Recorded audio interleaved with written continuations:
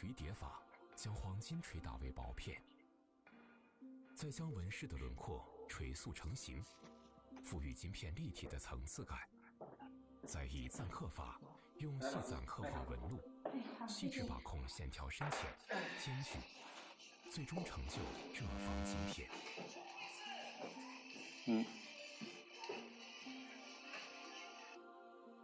文化碰撞后的灵感，节目中众多的亲戚都得到了生动印证。 How many of your friends are running out there?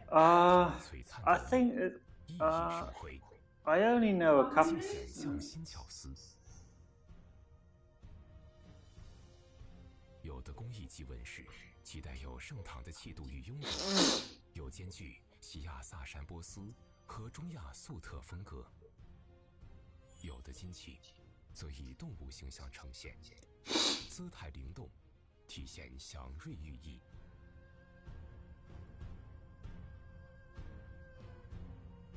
这些数量众多、风格多元的物质遗存，汇集于青海都兰，印证了丝绸之路青海道的重要地位。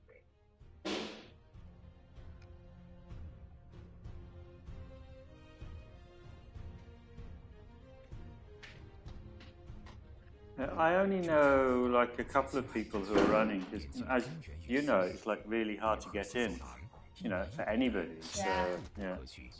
变成覆盖东亚、中亚、西亚、南亚以及欧洲的交流网络。 Is this the right way to 国 put 家 it? 与民族之间 I think that's a 交 good 流、 place to go. 经济的互通、艺术的融合，在这里交织 See 成 something? 绚 So 丽的画 test the 卷。 voice. Good morning, everybody. 千年前， That's two. 那段波澜您呢可以听见声音哈。交融之路，带给今天的人们无尽的想象。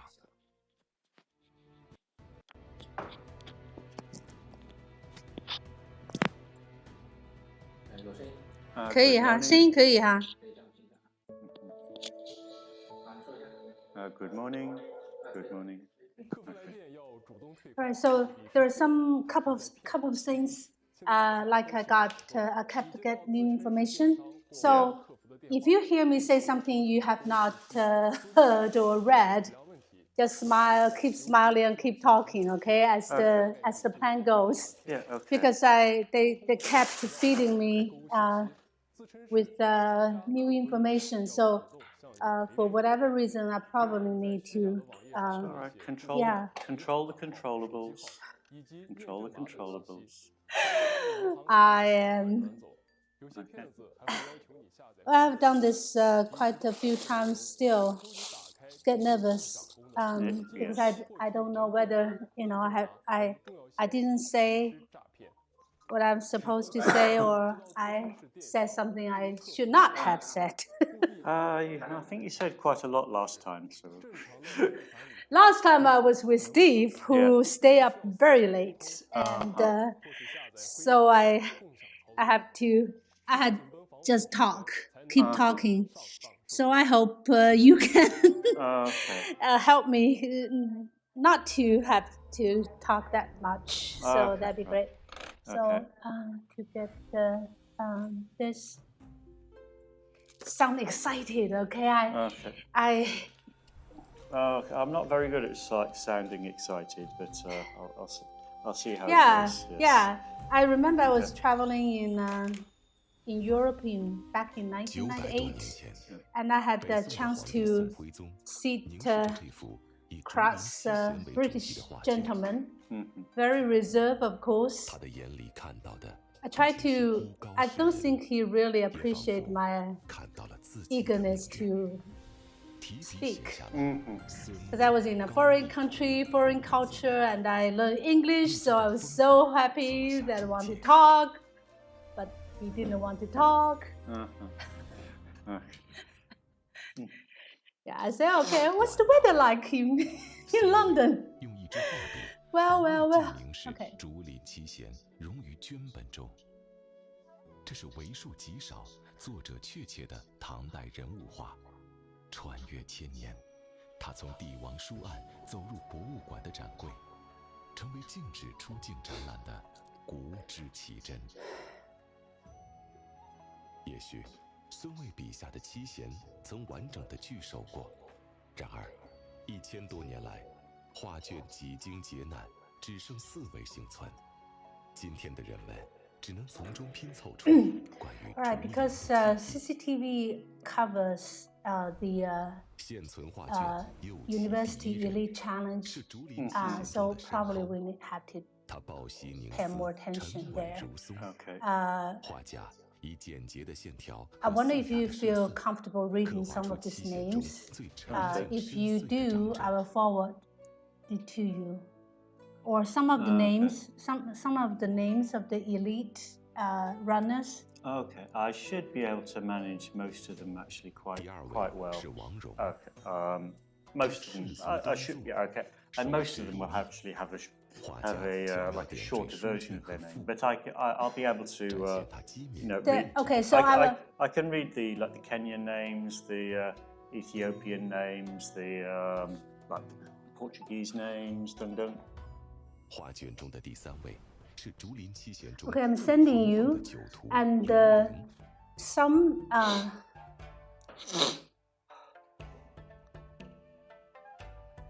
so Hong Kong I will do it. Okay, so Hong Kong, so they're Mandarin, so.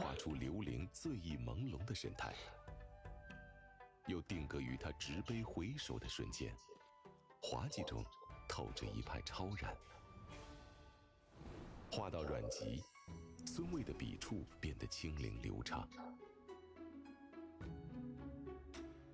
最具神来之笔的是他嘴角一抹淡然的微笑。唐末战乱，靖康之耻，高义图卷辗转流落，没有人知道画卷是什么时间以什么方式残缺散佚的。画卷之外，七贤中的另外3贤嵇康、向秀、阮咸的形象，只能从后世的文献和图像中推测出来。在宋徽宗题签的那一刻，高义图卷就脱颖而出，自北宋内府到清内府流传有序，成为皇家收藏的传世之宝。It might be easier for me if I read them from the 也许正 screen. 因如此，才护佑着画卷 It looks like 渡 it 尽 doesn't 劫 want to 波， receive. 成为孙卫唯一存世的作品，留给后人无尽的遐想和遗憾。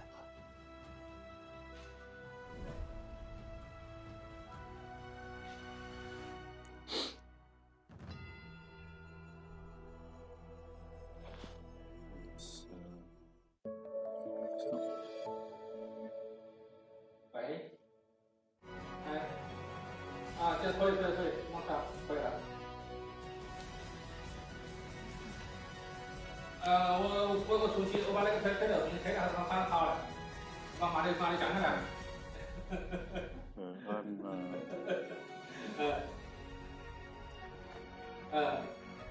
还是用你厉害的。I'm not receiving the. I'm not receiving the files. 从一点开到吧，停了从4点钟开了。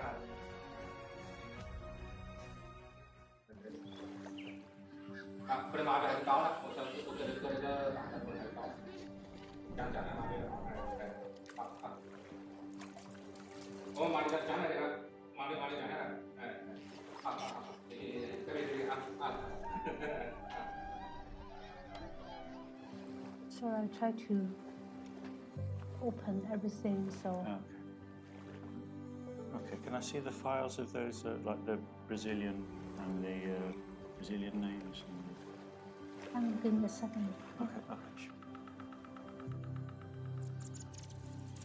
All right. So sometimes I stopped and look at you and look at my screen. So that's a sign I need you to talk while I have to search for my script. Okay, right. Yeah, so in that case, please just talk. Okay, right. Okay, right. I'm not receiving the Excel files. So,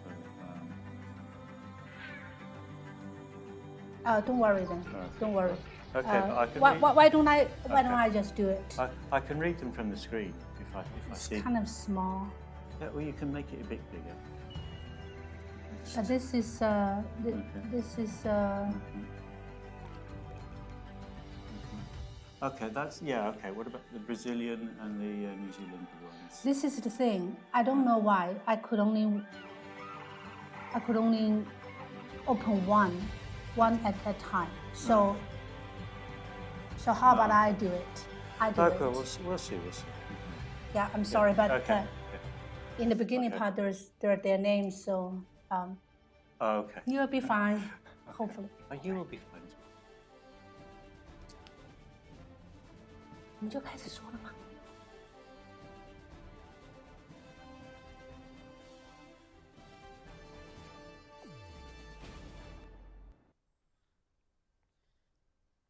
观众朋友们，大家早上好！欢迎您收看由武汉广播电视台新闻综合频道都市。Hi, good morning from Wuhan. This is Sarah Gong Xuejuan from Wuhan Media Group.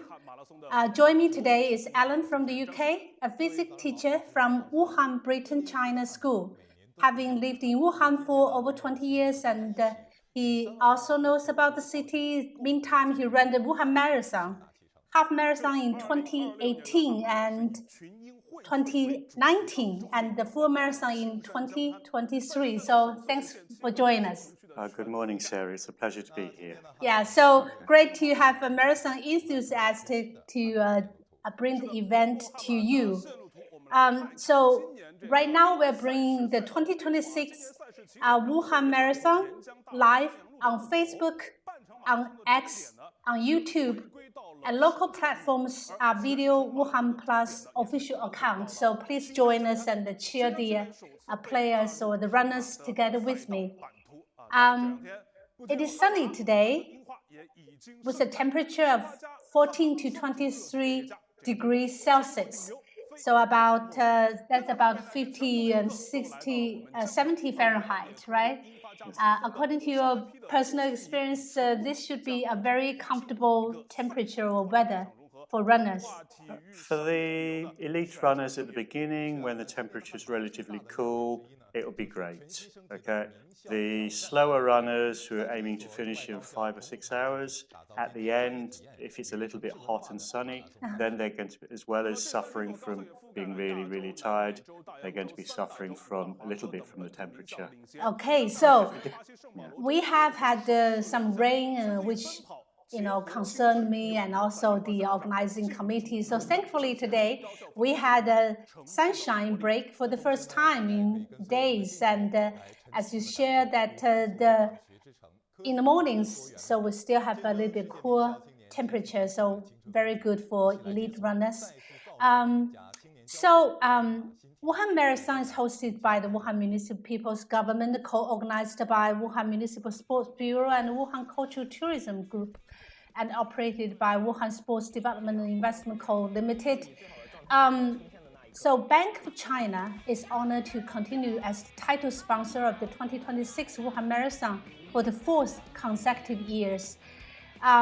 So earlier, the Wuhan Marathon Organizing Committee announced that 451,431 registrations. So that's even more than last year, so 2025.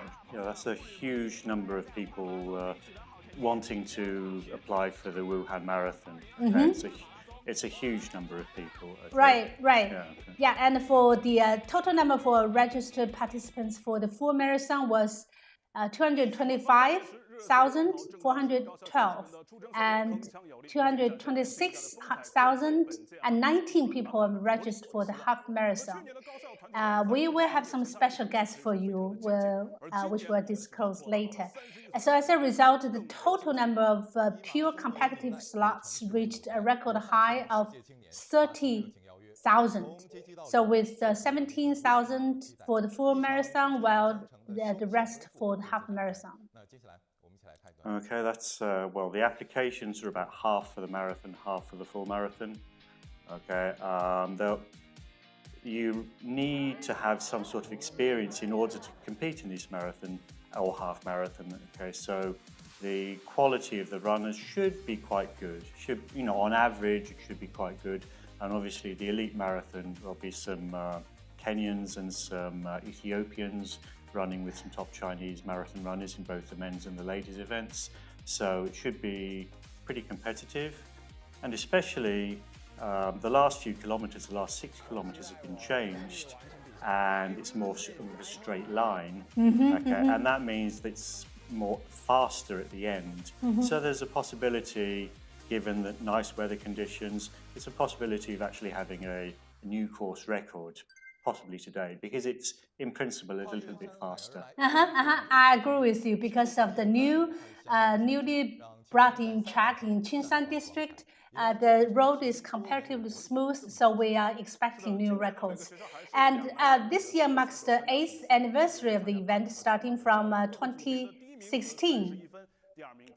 Okay, yeah, so 2016 was more of a test. Let's see how it's going. Okay, and it went really well. So, and then 2017 and 2018, the men's event was won by the same Moroccan gentleman. Okay, and then 2019, I think it was an Ethiopian who won it. Okay, and since then it's been East African, so it's like the top. Okay, except 2023 was an exceptional year. Okay, the month before the Wuhan Marathon, He Jie had recently broken the Chinese men's national record at Wuxi, and then on the 2023 there was in the men's marathon, it was a Chinese 1-2-3 with He Jie winning. That was a very tough day for running, very hot. Yeah, another highlight, as you saw on the screen, is the Wuhan Marathon Elite University Challenge, which has brought in 31 universities across the world. We will get to that part because it's exciting to always have these young people, the new blood, the fresh blood, to participate in an exciting event like Wuhan Marathon. So according to the latest list of elite athletes announced by the organization committee, top domestic runners such as He Jie and Dong Guojian will compete against the elite IAF athletes from Ethiopia and Kenya. So these competitors all have achieved impressive personal best PB and records, making the championship race for the men's and women's titles in this year's Wuhan Marathon highly exciting. It's something to be expected. So the men's race was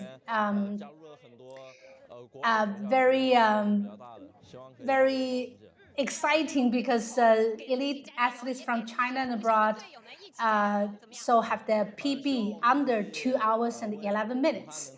Among domestic competitors, He Jie, the 2023 Wuhan Marathon men's champion, led the pack with his fastest personal record of 2 hours 6 minutes. And oh gosh, he had this best personal PB at the 2024 Wuxi Marathon. So just last Sunday, March the 15th, he had already achieved an impressive 2 hours and 8 minutes and 16 seconds at the Seoul Marathon, which is in Korea. So however, with just 1 week of rest, we will see if he could make another impressive record. And besides He Jie, so Dong Guojian, a marathon veteran born in 1987, comes next. He set a personal best record of 2 hours and 8 minutes and 12 seconds at the 2024 Osaka Marathon.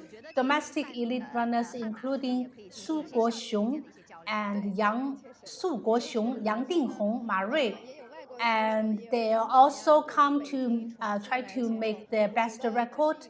Yang Dinghong has a personal PB also made on the 2024 Wuhan Marathon of a record of 2 hours and 30 minutes and 26 seconds. So internationally, we have 5 elite marathon runners from Ethiopia and Kenya. So they are formidable, may I say. Yes, indeed. Yes, indeed. Hejie, okay, one month before the one. Okay. Right. Among the international male athletes, 5 elite marathon runners from Ethiopia and Kenya have formed a formidable group. The opening athlete, Dekoba Gadisa Tafa, demonstrates exceptional strength, having clocked some 2 hours 7 minutes 2 seconds in the 2025 Wuhan Marathon, just 5 seconds slower than Hejie's personal best. The other competitors' personal best range between 2 hours 8 minutes and 2 hours 10 minutes. And the dominance by African athletes, elite athletes, may prove to be pivotal in the championship race. Right. So think about the record for Wuhan Marathon last year. Do you remember the guy who won the champion last year? His name was Asefa Mengstu Ngewo. Okay. Yeah, he crossed the finish line first. In 2 hours, 8 minutes and 51 seconds. Okay, it's an excellent time. Okay, it's still a few minutes. Well, it's not as quick as Hejie's personal best. And, it's still impressive, yes. Right? Okay, and also just 3 weeks ago, Hejie's personal best was broken by Feng Peiyou in 3 weeks ago. It's in Tokyo, right? In Tokyo, yes. Okay. Yeah, then we have other very impressive records, and last year's women's record also set by Guteni Shoni Imana. So her personal best is 2 hours and 24 minutes and 47 seconds. Think about it. Yeah, so very impressive. So actually, this weekend we had a so-called Marathon Super Weekend because we have altogether 28 events in China nationwide. Probably the most prestigious of which is the Wuhan Marathon, and there's also one in Chengdu World Heritage Marathon. Chengdu annually has several marathons. Yeah, yeah. And there's also Ningbo Marathon, and various multiple other half marathons around the country. Right. So it's also fair to call March the Super Month, as there are altogether 82 events around China. And think about just in 2026, we will have altogether 492 running events in China.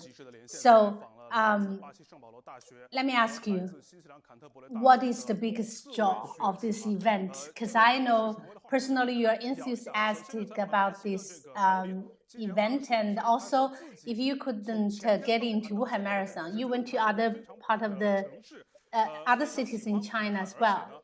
Okay, so I've been, like last year, so I couldn't get into the Wuhan Marathon or the Guanggu Marathon in the autumn. I ran in the Changsha Marathon, which is so it's not too far away. It's a city that I hadn't been to before, so it's a nice city.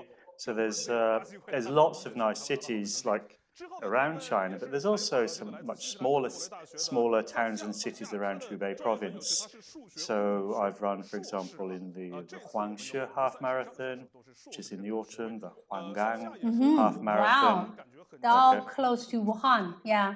Okay, so 2 weeks ago there was the Xiaogan Marathon in Wuhan. 1 week ago there was the Wuhan Airport International Business and UK I've been half everywhere. marathon. So I've run that one. How was it? It's fast and flat. Okay, so I had a PB in the airport half marathon last year. Huangshi is nice. It runs around the magnetic lake in the city for most of the way. Huanggang is not quite so flat, and it goes through a park. So up and down, up and down. It's not really hilly, but not super flat like Wuhan is. It goes through a park which gets a little bit narrow, so it's a bit difficult to stretch your legs in Huanggang. Yichang is nice. Okay, it's more when I ran the Yichang half marathon, it was more or less up and down the river, so it's a very simple. You can't get lost.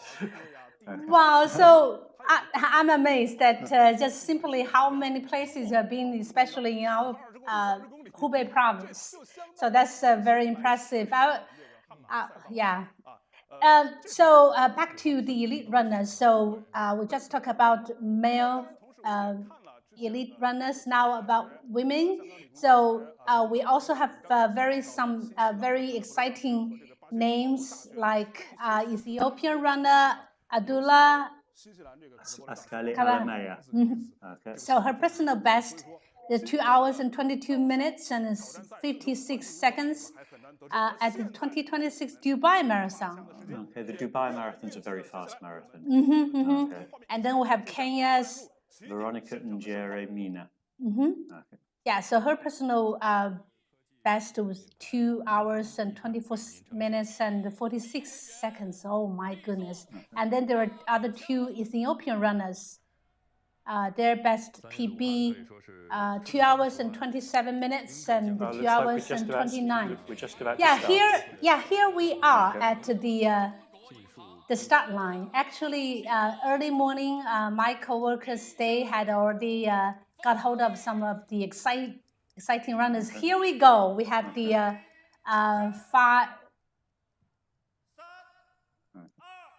countdown. 3, 2, 1. Yay! Here we go. They started. So this year, unlike previous, we only have full marathon and half marathon. So they are 15 minutes apart with 2 waves of firing. And so based on your experience, Alan, how to control the pace? Okay, well... Will you run very fast in the beginning or you pick up your speed later? First of all, at the beginning, when you're waiting at the beginning, you should pick the right place, okay? If you're slow, then if you know you're slow, then stand somewhere near the back, okay? You're also given like your bib is A, B, C, or whatever, so that tells you roughly where to stand, okay? If you're A, you stand near the front. If you're B, you stand a little bit further back. Okay. And then don't worry about any other people, okay? Don't just worry about yourself. So you will see people like zooming past you and you say, I'll see you guys later, okay? Because that's very graceful. Because I'm going to overtake you because this pace is not sustainable. Okay, there's always 1 or 2 people who just zoom off the front, just hey, look, I'm on TV. Okay, they zoom off the front, and who knows what happens to them. Yeah, right. Okay. So yeah, it's very important to pace yourself, and the starting point is in Jiang'an district. At Shanyanglu specifically. Talking about Shanyanglu, I got this image vividly stored in my head. Like July the 1st last year, we have a National Games themed subway train adorned with bohemia flowers gliding through the sky of Wuhan surprises. That surprises you. So actually, this is a themed publicity event launched by Wuhan Metro Line 1 Sanyang Road Station, celebrating the 28th anniversary of the establishment of the Hong Kong SAR and welcoming the National Games. Think about it, interesting way to launch the celebration and also welcoming the National Games, because we know that Hong Kong and Macau and Guangdong hosted the National Games last year. And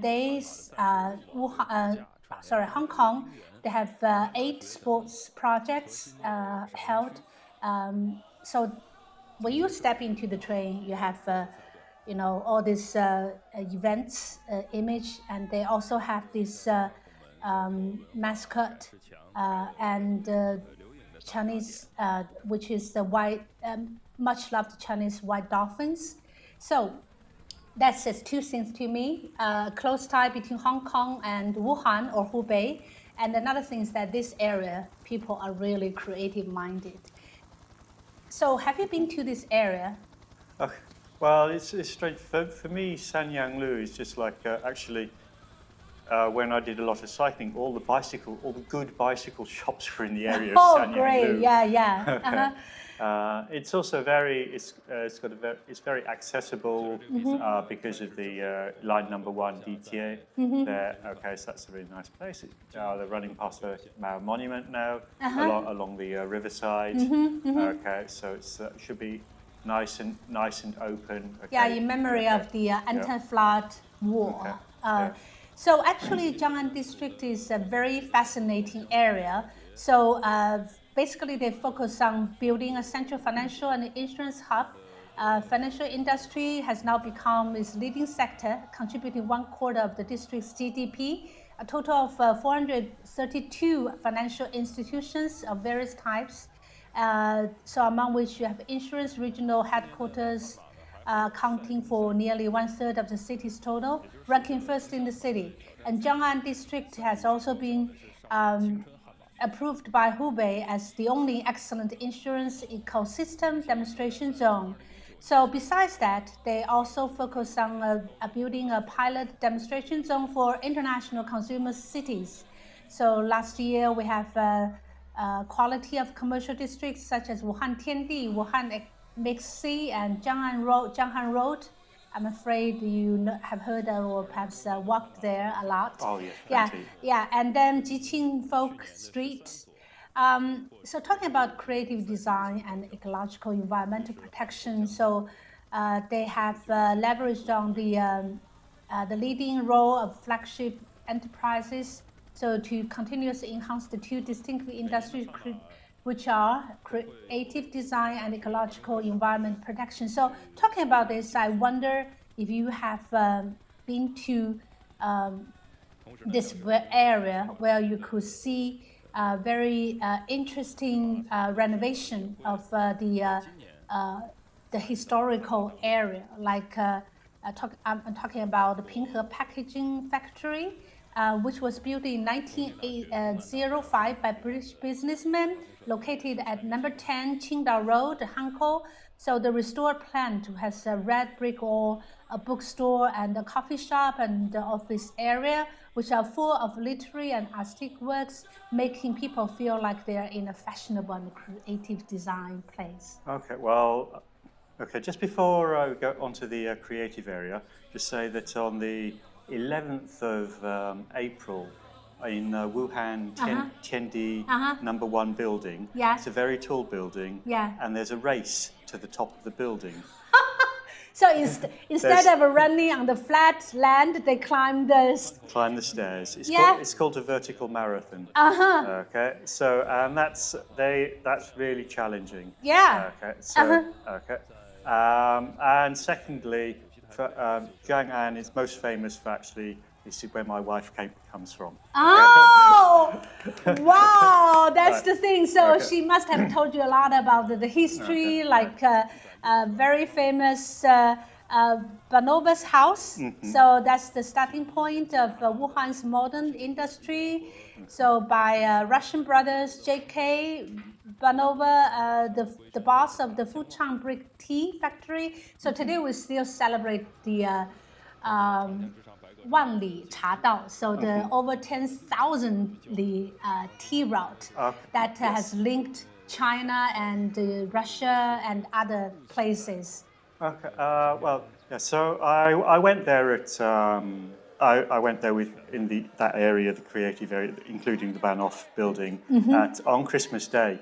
Wow. Okay. So we went and had really enjoyed ourselves in that area on Christmas Day. The tea route is it's not really widely appreciated, but historically, before basically tea originally came from China, but then the British took it from China.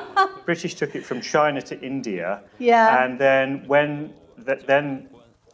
so historically there was a trade route via whichever animals which were convenient at the time to go from central China north into Russia, overland to Europe. Okay, but then the British had the ships and they sailed them quickly. They were called clippers, which meant they went quickly to Europe. Okay, so suddenly the overland trade routes collapsed. Oh no. Okay, and then they had to have a slightly different processing material. That's why it's called brick tea, because the fresh tea couldn't survive the travel all the way over land. So it was called, for the basic process, it was ripped, torn, and curled. But for the European market, it was ripped, torn, curled, and one other process. Well, I always remember, the image of like Emma, gracefully holding a cup of tea. So, and I'm glad that the study from here, and we're trying to somehow renovate that memory, historical memory, but also we want to produce good tea. So besides tea industry, we had in this area, 80 large-scale creative design enterprises with the main business revenue growing by 13.54% year-on-year last year. So it also boasts 6 provincial-level engineering research centers, 1 provincial-level enterprise technology center, and industry-leading enterprise such as the Yangtze River Design Group and China Municipal Engineering South Central China, achieving national leading levels. So very impressive area. Not only just about this tremendous research and production capabilities, but also a strong development momentum in the years to come. So, for example, at the Aichi Riverside Business District, the residents who have been living here, they talk about how this area has been renovated we have the dramatic landscape change in the area, and also the star, again, about this Wuhan Tiandi, and also many high quality and high-end enterprises because they want to join to capture the momentum of development. So as you can see, this area, we have a red roof. That's a sign they have been renovating. And this area, I personally really adore this area. It's a renovated Zhongshan Avenue. So that's a transition from Jiang'an district to Jianghan district. But here, my favorite spot, Wuhan Fine Art Museum, where I could enjoy gorgeous paintings. So anyway, the real estate economy has been bearing a lot of fruit, and in the past 10 years, 2 buildings in the district paid more than 1 billion yuan in tax, and 21 buildings paid more than 100 million yuan. So think about it. You look at this high-rise building. As a marathon runner, you think about the challenge of climbing up. But that's good news for people in the area, because these buildings also produce a lot of revenue. So that's a very exciting part of Jiang'an district.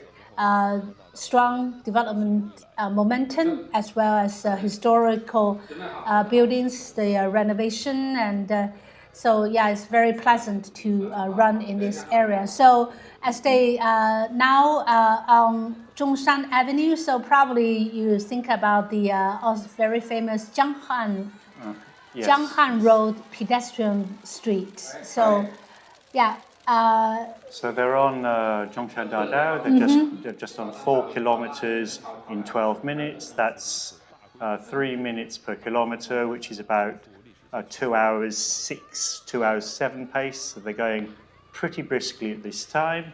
It looks like a Kenyan runner at front, and He Jie in the sunglasses looks like he's in number 3 position. You can just see him on the left. He's got a very aggressive running style.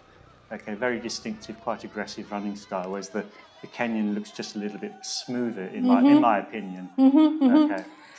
Right. So I am just always curious how you exercise to the point that you can control your breath. So this is Dong Guojian, with a very impressive PB in Japan in 2024. Osaka. Oh, I love this scene, don't you? So the beautiful, so that's another highlight of this month for Wuhan. So it's also called the month of cherry blossoms. So you can see cherry blossoms everywhere. You can, very easily pick up a spot and then make a very nice picture. So talking about Jianghan district, so it's the center of commerce. Here we have the list of men elite runners. So we have He Jie from China, Dong Guojun from China, and Su Guoxiong and Yang Dinghong from China. And then we have 2 from Ethiopia and 2 from Kenya. So we'll see how the women, Li Chunxia from China and Zhu Qing from China. And then we have Ethiopian 2 ladies and 1 from Kenya. And think about this, actually we have very famous hostess from CCTV, Zhu Jun. So she came to run for Wuhan Marathon, and I'm so pleased to see her because she had this very nice smile, very encouraging manner that she will just run. Oh, here we have half marathon. Yeah, half marathon. People are waiting, they're getting excited. Oh, wow. We'll see. As there'll be some very, very good runners at the front, okay, and the people who are like in the mid-pack and back-pack of the marathon, in about 25 minutes time, okay, they're suddenly going to find themselves like lots of people running past them, thinking, why are these people running so fast? Okay. And actually, there they are. They start. Yeah, the top half marathon runners will be just like in a few minutes they'll overtake the slowest of the marathon runners, and then they'll just be zooming past. Okay, and so you just feel yourself as a marathon runner, as a medium marathon runner, just feel all these people just suddenly going past you. You think, what's going on? Okay. They can save their energy because they're the only one have, but still very admirable. I just love those people who keep running. So interesting enough, we had this,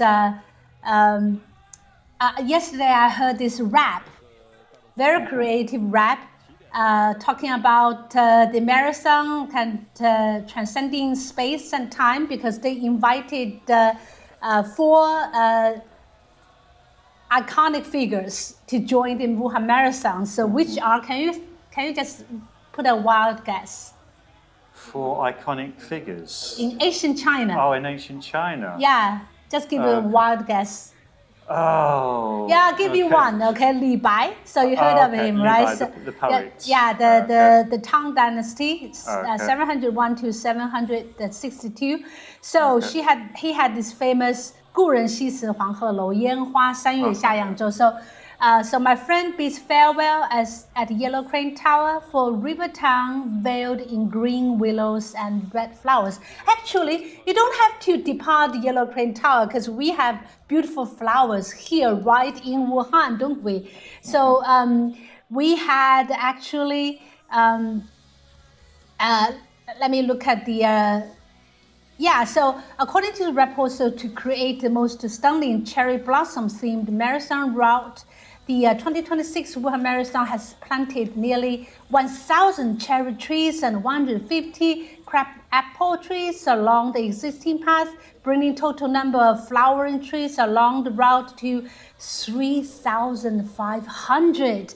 So the Wuhan Marathon course features 27 cherry blossom viewing spots strategically placed throughout the whole course. So during the event, the city's cherry blossom will reach their peak bloom, allowing 30,000 runners to fully experience the vibrant energy of the city amidst the breathtaking flowery scenery. So in Jiang'an district alone, so we have 7 simulated cherry blossom walls will be that has been constructed along Nanjing Road and Zhongshan Avenue. So after you finish running, you can go there and pose for a beautiful, nice picture. So the newly completed Qingshan A riverside finish area features a specially designed 760-meter-long cherry blossom runway with 78 vibrant floral patterns stretching across the path. So the designs harmonize beautifully with the 80-plus newly planted cherry trees lining the roadside, significantly enhancing both the visual appeal and engagement of the event. So now we had this. So you see, we have a very thoughtful and heartwarming services along. As you can see, we have cars leading. We have also this Medicare people. So talking about the heartwarming services, so for example, so for race kit pickup, they have very flexible schedule, and we have 8,000 volunteers, most of which are college students, as Wuhan is the city of university. We have upgraded medical support system with 30 large-scale medical institutions, 48 fixed medical stations, 300 medical checkpoints, and 45 police medical joint ambulances. So 22 police medical joint AED motorcycles and 1,400 medical personnel and 120 emergency runners deployed along the route. So how did that make you feel, Alan, when you run, being so assured? Okay, for most people, most of the runners, okay, fortunately they're in good shape, okay, so they don't actually need, most runners don't need the medical facilities, okay, so most runners, I'd say the thing that they're mostly as they're going along, they want the water, okay, so they want those volunteers to give them plenty of water. From 5 kilometers, you can get something to drink every 2.5 kilometers, which is great, okay. Sometimes you might just like walk through the drinks station just to, it's actually a very, very good idea, okay. And then the next thing that is most useful is actually they have some spray, which is if you've got your legs, if your legs are cramping, then you can just put some spray on that, and it will help you with some cramp. Okay, for the most runners, they are the most important things. Okay, then after that, it seems quite unusual to me to actually see like there's some fixed medics or doctors, and there's doctors who are also running. Okay, so to me it seems quite strange, but it's reassuring, right? Reassuring, yes, yes. Right. So besides medical care, we also have energy package throughout the event. Like you have including 雪花 beers, Super X, and also sausages and Mengno milk and the Jisping raincoat, Ma Sheng. So that's the thing you have. We just talk about Ma Yinglong mask, pain relief lotion, towel, slippers, very thoughtful, and beverage, water, and energy supply stations. Like from the starting point, you will see approximately every 5 kilometers, you will see a beverage or water station. Energy and plus water supply station make sure that you are not go through hydration or something like that. Dehydration, yeah. Okay. And also we have mobile toilets and waste disposal setup, like about 5 kilometers away and 2.5 kilometers intervals, you will see a place, so very convenient. So we also look at the running gears, creative trophies and outfit. So this year they have something very special, like a commemorative ring for participants who broke the 3-hour barrier. So the hero's ring. I hope you get one.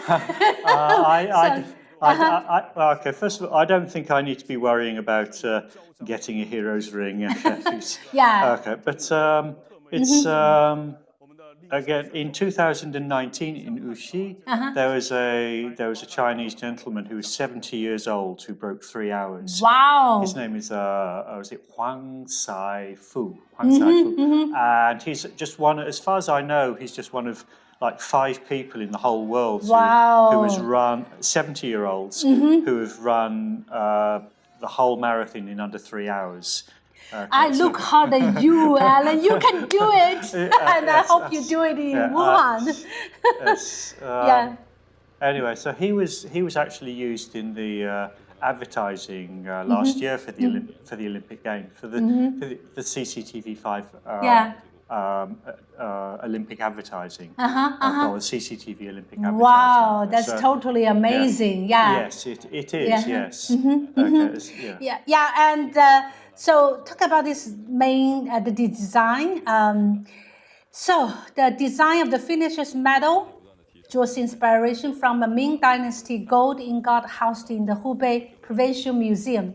So the medals for this event were cast by the century-old Shanghai Mint with masterful craftsmanship. So the competition uniform also features Jingzhou culture and Wuhan landscape. So we'll take a close look. So now we are all past, we are coming close to another district. So in between, actually, we have Qiaokou district. After you finish running on Zhongshan Avenue. So Qiaokou district has 2 things occurred to me. So it's so-called the birthplace of modern commerce because you have the famous original Hanzhengjie there. And another thing is that it produces a lot of Olympic champions. Like one of my favorite is the badminton champion Qiao Hong. So and also a lot of skydiving. Diving. Okay, So very. Actually, the sport that I used to do when I was a student is diving. Okay, How tall is the? Well, in competition, I used to dive from anywhere 1 meter, 3 meter, 5 meter, up to 10 meters. Okay, but obviously, like Fu Mingxia is like a Wuhan superhero. Yeah, right. Yeah, so she is. She's amazing. Yes. Yeah. Okay, and then we have. So in that area also, you will see some historic landmark like in Wushen Road. We used to have a huge bookstore, and now they come to the bridge. And so after Hanyang, I don't know whether you have been to those the newly opened Guishan TV tower. Yeah, it's just recently reopened, and I'm told like last weekend there were lots and lots of people up there because they also have very nice flowers up there. Okay, so you don't have to run along the marathon course to see lots of nice flowers. Okay, but it's so this is and it's also got beautiful views over the confluence of the you have a bird view of our 3 towns, 2 rivers. Yes. So and that's so-called the classic running route of Wuhan Marathon. We call it 1 city, 2 rivers, and 3 towns, and 4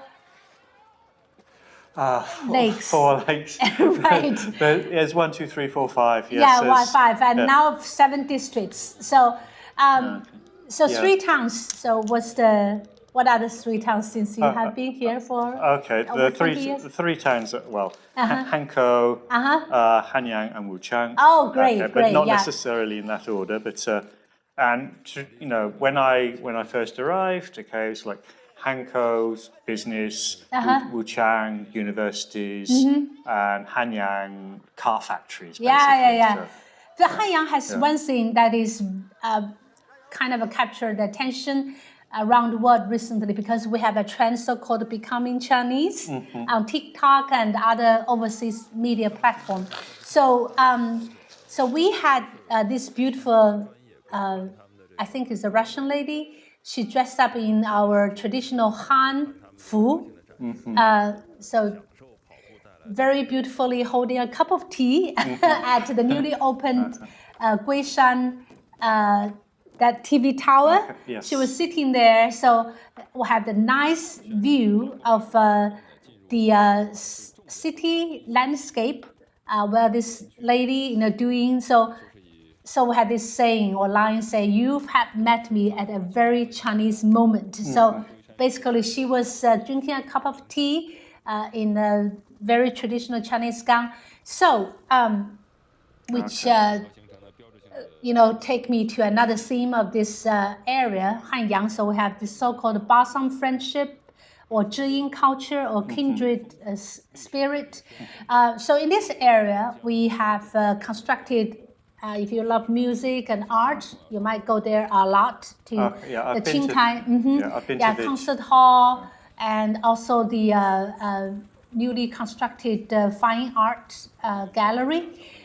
So yeah, this is a place where you can embrace history, art, and music, and a lot of you can see the Zhiyin Hall there. So there are the two distinctive. There's the theatre and the music hall. Okay, the two very, very distinctive. And then there's the super distinctive Yangtze River big bridge. They'll be coming along to cross, just coming close to 10 kilometres now. So 9.4 kilometres. So we'll just check the time. Right. Check the time. I think they've just slowed down a tiny bit. Okay, this is the highest point on the route, the top of the this bridge. And when they get just to the other end, I'm impressed how fast they run. Oh yes. Okay. When they get to the other end, and when there's a lot of people in that area, they have some fantastic aerial photographs. You see people on the bridge, and you see people under the bridge. Yeah. Okay, in a big loop, and you see some wonderful photographs there. Right. So talking about bridges, so Wuhan is known in the world as the capital city of bridges. How many bridges do you know we have in Wuhan? See, I actually know where I do a lot of my running on the Han River. They're building another one right now. Okay, so I don't know whether to include that one or not. So altogether, actually, we just hit the number of 12. Isn't that impressive? So the newly opened one called Shuangliu Yangtze River Bridge, it said that will cut the travel time from Wuhan to Xiaogan, if I remember correctly, tremendously. So think about the beautiful bridges like rainbows across the river, the Yangtze River. So have you ever been to the Erqi? Yes, the very beautiful, iconic landmark in Wuhan right now.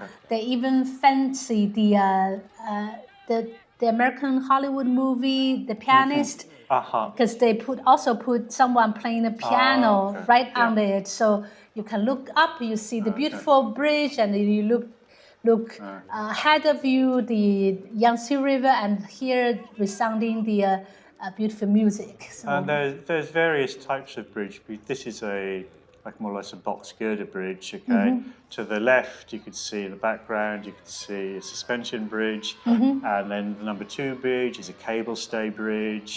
Okay, the rainbow bridge is a different design as well. So there's multiple different sort of like styles of bridge. Okay, if you want to look at it through an engineering perspective, I think they should be, they're just at 10k now, 10 kilometers. Yeah. Okay, I think they've slowed down just a tiny bit since the, so perhaps looking more like 207, 208 pace, but again, they're at the highest point, so they're sort of like allowed to slow down a little bit at this point. Okay, so we'll just see how they'll speed up for the next kilometre as they're going to go downhill.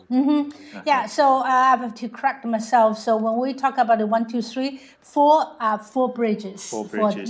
So 4 bridges like Qingchuan Bridge, Yangtze River. So this is the Wuhan Yangtze River Bridge, also the first bridge across the Yangtze River.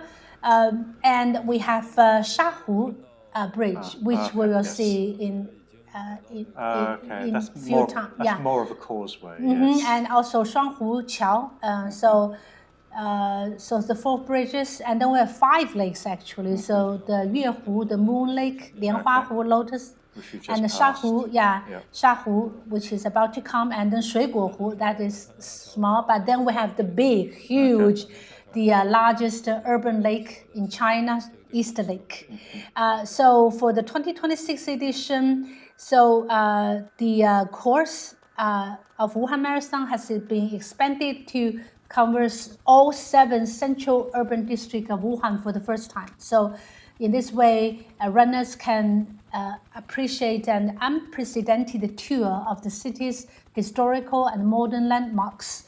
So also a beautiful combination of history and modern scenarios.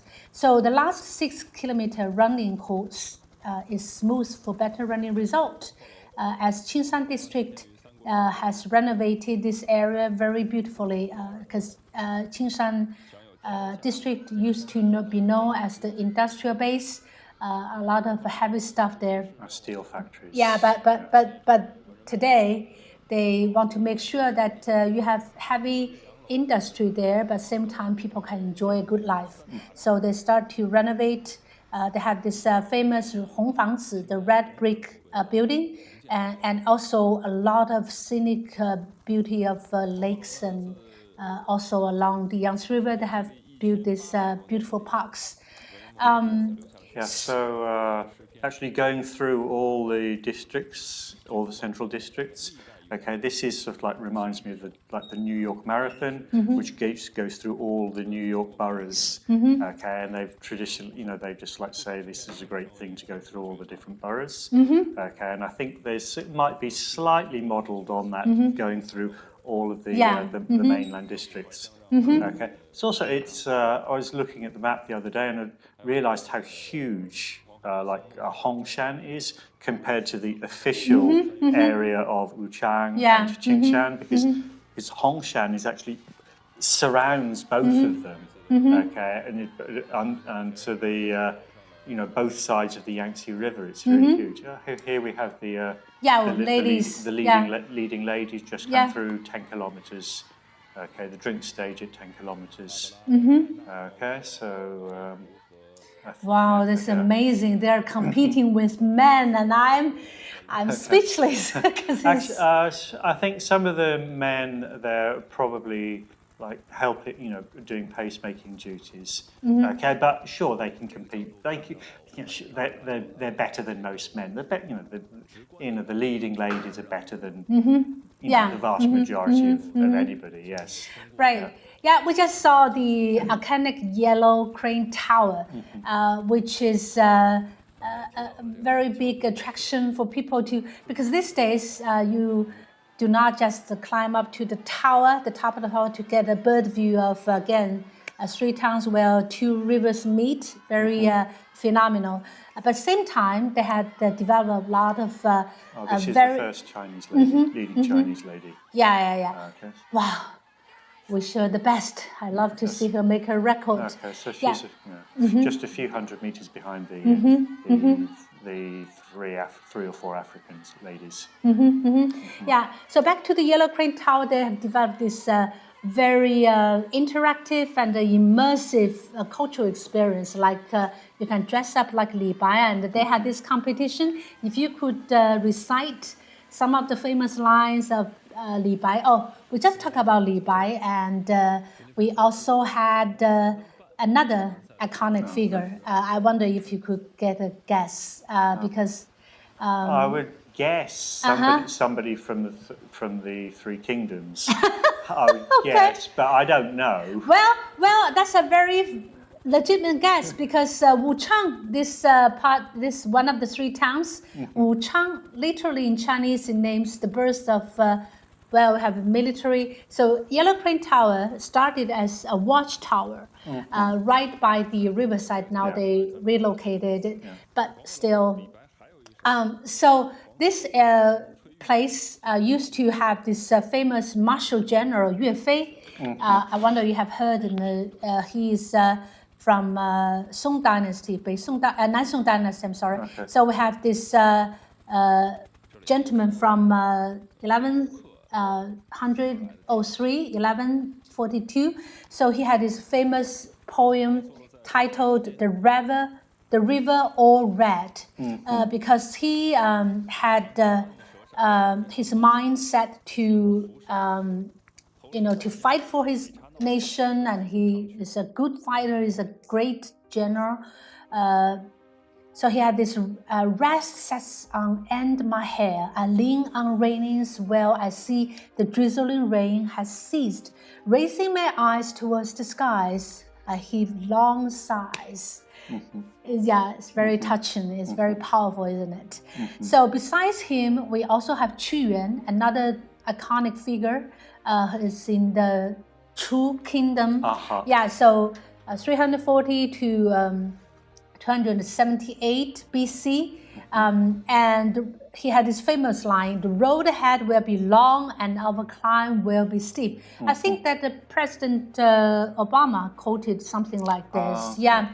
So, and then we had another, perhaps not as big name, but still, he wrote this very beautiful poem about the Yellow Crane Tower. Starting with 西人已乘黄鹤去，此地空余黄鹤楼. So, which goes that ancient immortal flew away by a yellow crane. The yellow crane tower was left by emptily here. The yellow crane tower once gone will never return. For thousands of years, the white clouds are floating at leisure. Trees in Hanyang are clearly visible in the sunlit plain. The parrot island is lush and strewn with green grass. Looking from far at the disk, I wonder, where is my hometown? So the mists covering the river bring me melancholy and sadness. So actually, he might not be known for other, but this one definitely the one which has gained him a lot of name. And also, besides the Yellow Crane Tower, he also depicts Hanyang and also in Wuzhou. So you can have this beautiful picture in your mind that Wuhan with 2 rivers and how many lakes? Well, 5 lakes. For this course, of course. Yeah, because there are many, many, many lakes. Right, so we call the city of 100 lakes, and to be specific, is 165, and also 166 small and big rivers. So that makes Wuhan why is the hosting place of the CPO14. That was a few years ago. Yeah, right. Yeah. So we know as an international wetland city. We have beautiful bird watching areas, East Lake and some other Jiangduhu and other places. Actually, we had also another young man from Britain, Adam, I think is his name. He kind of traveled around China, but he came to Wuhan for twice, and this second time, he deliberately made a trip to Jiangduhu to watch the very precious the Yangtze River finless porpoise. Yes, so endangered animal, but has grown to be seen recently along the Yangtze River. He also spotted, the wetlands, the trees, very impressive. Oh, here. So this is one of the volunteers, so we appreciate their presence because they made a lot of service available to our runners. So very glad to have her. So that's the, we have this creative mind in people creating this rap song, bringing the 4 iconic figures from ancient China. So I will certainly appreciate that. I want to talk about, besides the elite runners we have seen, we have other special guests. So we have diplomats. Okay. So we have from the Consul General of Russia in Wuhan is Dmitry Zavorin. We have from France, we have Thomas Penot, cultural attaché. And from Hong Kong, we have Miss Alice Choi. And we have the former Consul General for the Republic of Korea in Wuhan, Mr. Han Sung-ju. Yeah, right. So, so I want to tell you since you mentioned that you have your lovely wife in Jiang'an district. So we met him. He started a little bit test with the healthy running, and then he encouraged his wife to run together with him by paying nice compliment, like, so after you exercise and run, you look more beautiful. So his wife smiled, so joined him, cheer him on later as he healthy run half marathon, and then last year he ran the full marathon. He said that this is not just for exercising my body or a gesture to reach out to Wuhan people. He sincerely felt the passion of the sports as Wuhan local residents cheer him on, encourage him, so he felt great about it, and also enjoy the beautiful the running course all the way. And he personally liked the Wuhan Douglas and Lee soup. He made it and he loved it, and that's very important. So yeah, so we'll see how it goes. But they had the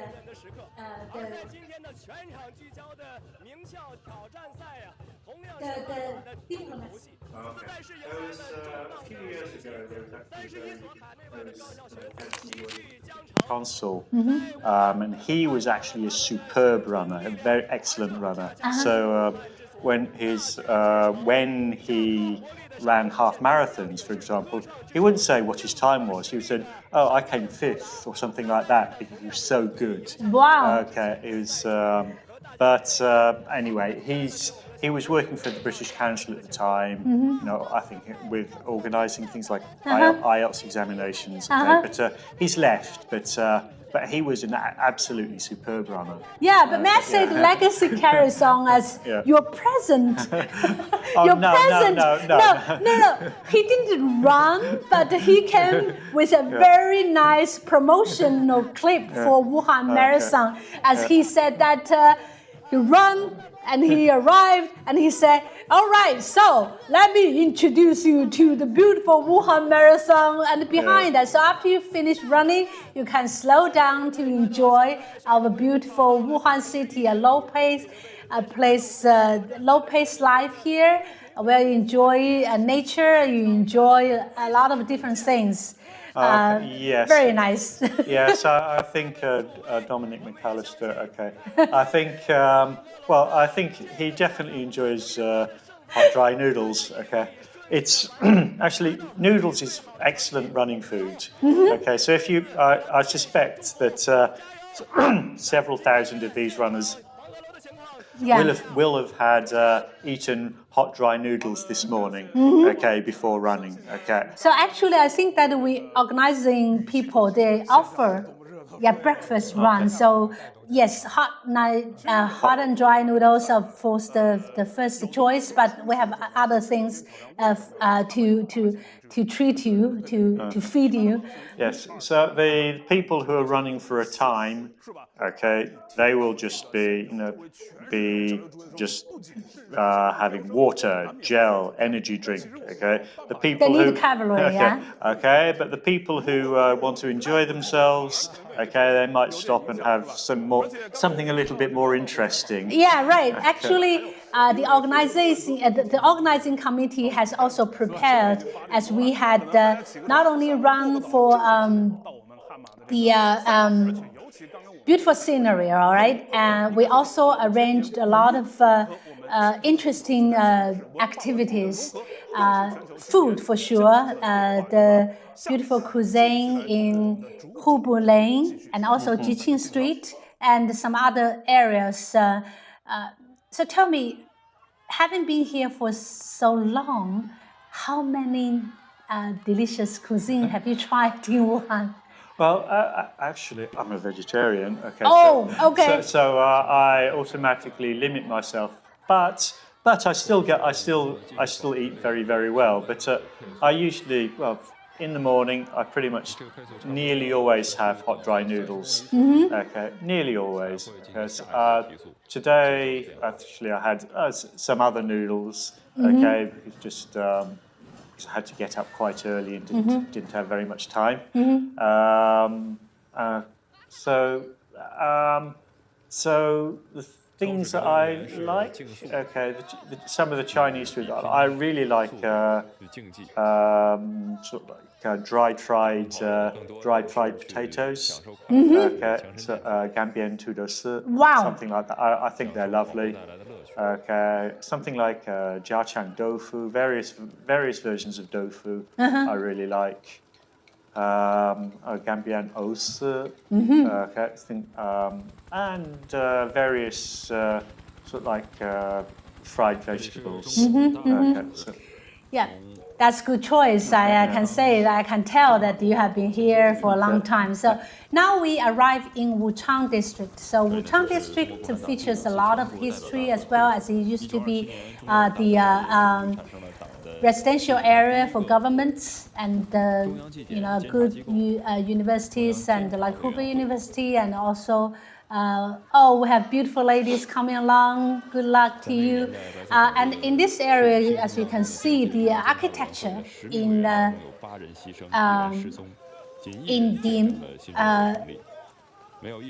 background can tell you how much history the district has.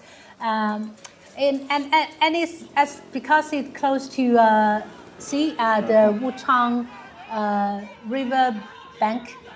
We had this lovely cheering crowds. So they dress up and they try to cheer the athlete song.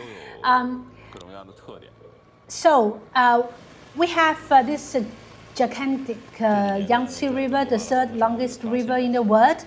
So it's fair to see things develop along the river, because it has water, it has transportation, and gather people and talents. So in Wuchang area, we have prestigious universities and high schools like Sheng Shiyan. So the former British ambassador to China, she was actually when she was a student, she spent a year in Hubei University. Oh, that's great! Yeah, that's great. Yeah, I think that Hubei University has a lot of connection. Still today, they had a collaboration with Manchester. Oh yes, and also it's a twin town. So Wuhan per se is because it's got the Yangtze River, okay, there's a lot of people living on both sides of the river. And we call that a city where people live on both sides of the river. There's a fancy word for it, which is riparian. Okay, but on the Yangtze River, you look at the other cities in China on the Yangtze River, they're predominantly either north of the river or south of the river. Right. Okay, whereas Wuhan is truly both sides of the river. Okay, it's like Chongqing, it's more Niliu north side of the river, plus lately a little bit south side of the river.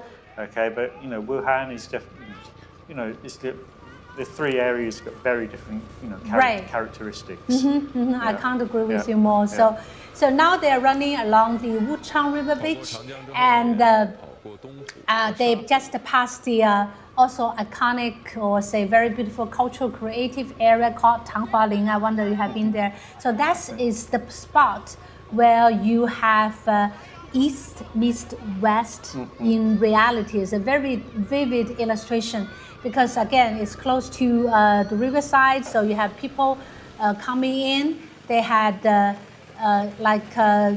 European people, they had their churches, they had their schools there, but at the same time, traditional Chinese intellectual people, like Gongyuan, so the examination houses, they also try to pass the national examination to climb up. So that's where you really see a lot of encountering, if not clashing, of the Western and Eastern civilization or culture. So that's an area. This year they also integrated a lot of things that attract young people.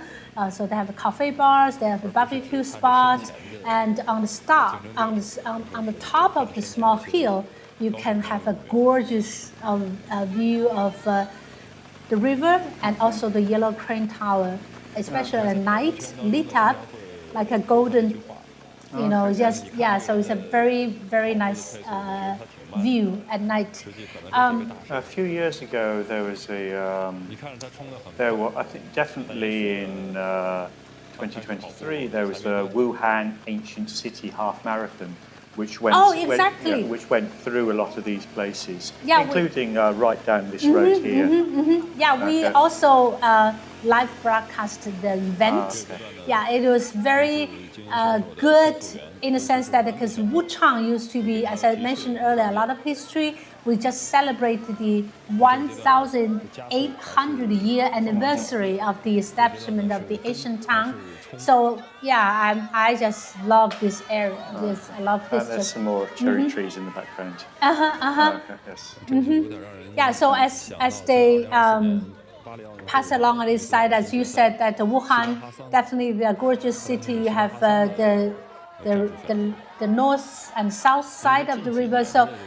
Which make Wuhan an excellent Portland city. So Wuhan Port is located in, so actually Wuhan Port is the largest port in the middle reaches of the Yangtze River and one of the major inland ports in China, classified as a national first-class open port. So at the heart of China, perhaps you have heard this term describing Wuhan as the nine 九州啊 So 九省通衢. So that refers to 9 provinces. But these days, actually, with convenient waterway and highway, and we also have Tianhe Airport, and then Huahu International Cargo Airport, which makes Wuhan strategically not just in the middle, but actually serve as a gateway to the world. Yeah, I think the Ezhou, the cargo or logistics airport, is actually phenomenal. Okay, I just a few months ago I just saw a video about it, and it's just like you know, just so much stuff flies into Wuhan, and then it's just like. And I know my wife buys lots of stuff on online. I know why it arrives so quickly. It just flies to Ezhou and then just pops it, just comes down the road, okay? Because it's just So and then if you're anywhere near Wuhan, within like a few hundred kilometers of Wuhan, then if you buy something online from somewhere away, it's going to end up in Ezhou and then be distributed from there. Right. So Wuhan now really serves as the hub city. So it makes life so much more convenient. So back to the Wuhan port. So it's a total natural shoreline length of 349.6 kilometers, comprises of 22 berths, even disputed. This point here, if you're running a half marathon, you're a bit tired, okay, this is going to hurt. This is a gentle hill. It's only really the second hill, but as a half marathon runner, you will be feeling quite sore at this point because you're just you're climbing up somehow. You're climbing up. You're just going up to Shahu, okay, and you are going to be feeling it. Okay, there's actually, because it's quite narrow here, you've got very little support. Okay, so you've only got yourself and your misery and your pain. So how did you manage? How did you handle it? Well, actually, the first time quite badly, to tell the truth. The second time and the third time, much better. So how is there a secret? Do you have a way to? Just general mental strategies are just like. You're not running a marathon. You're running 5 kilometers and then another 5 kilometers. Okay. So you just pace yourself. No, you just think. Small goal. Yeah, just small goals. Lots of small goals, not one big goal. Yeah. Because the big goal is just too big. Yeah. Anybody who just like 42 kilometers, I can't run that. Yeah. But little by little. Yeah. Okay. Wow, we have this beautiful lady. I wonder where you come from, but this nice smile and. Okay.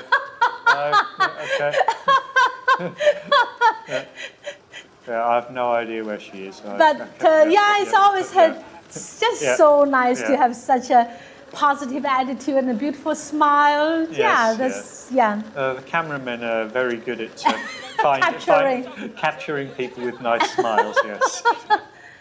Yeah, yeah. So in 2023, Wuhan Port achieved a container throughput of 2.79 million TEUs, ranking second in Yangtze River inland shipping operations. So trailing only behind Suzhou Port and Nanjing Port. By 2024, we pick up the port's container throughput surpasses 3.5 million TEUs. Maintaining its leading position in the middle and the upper reaches of the Yangtze River.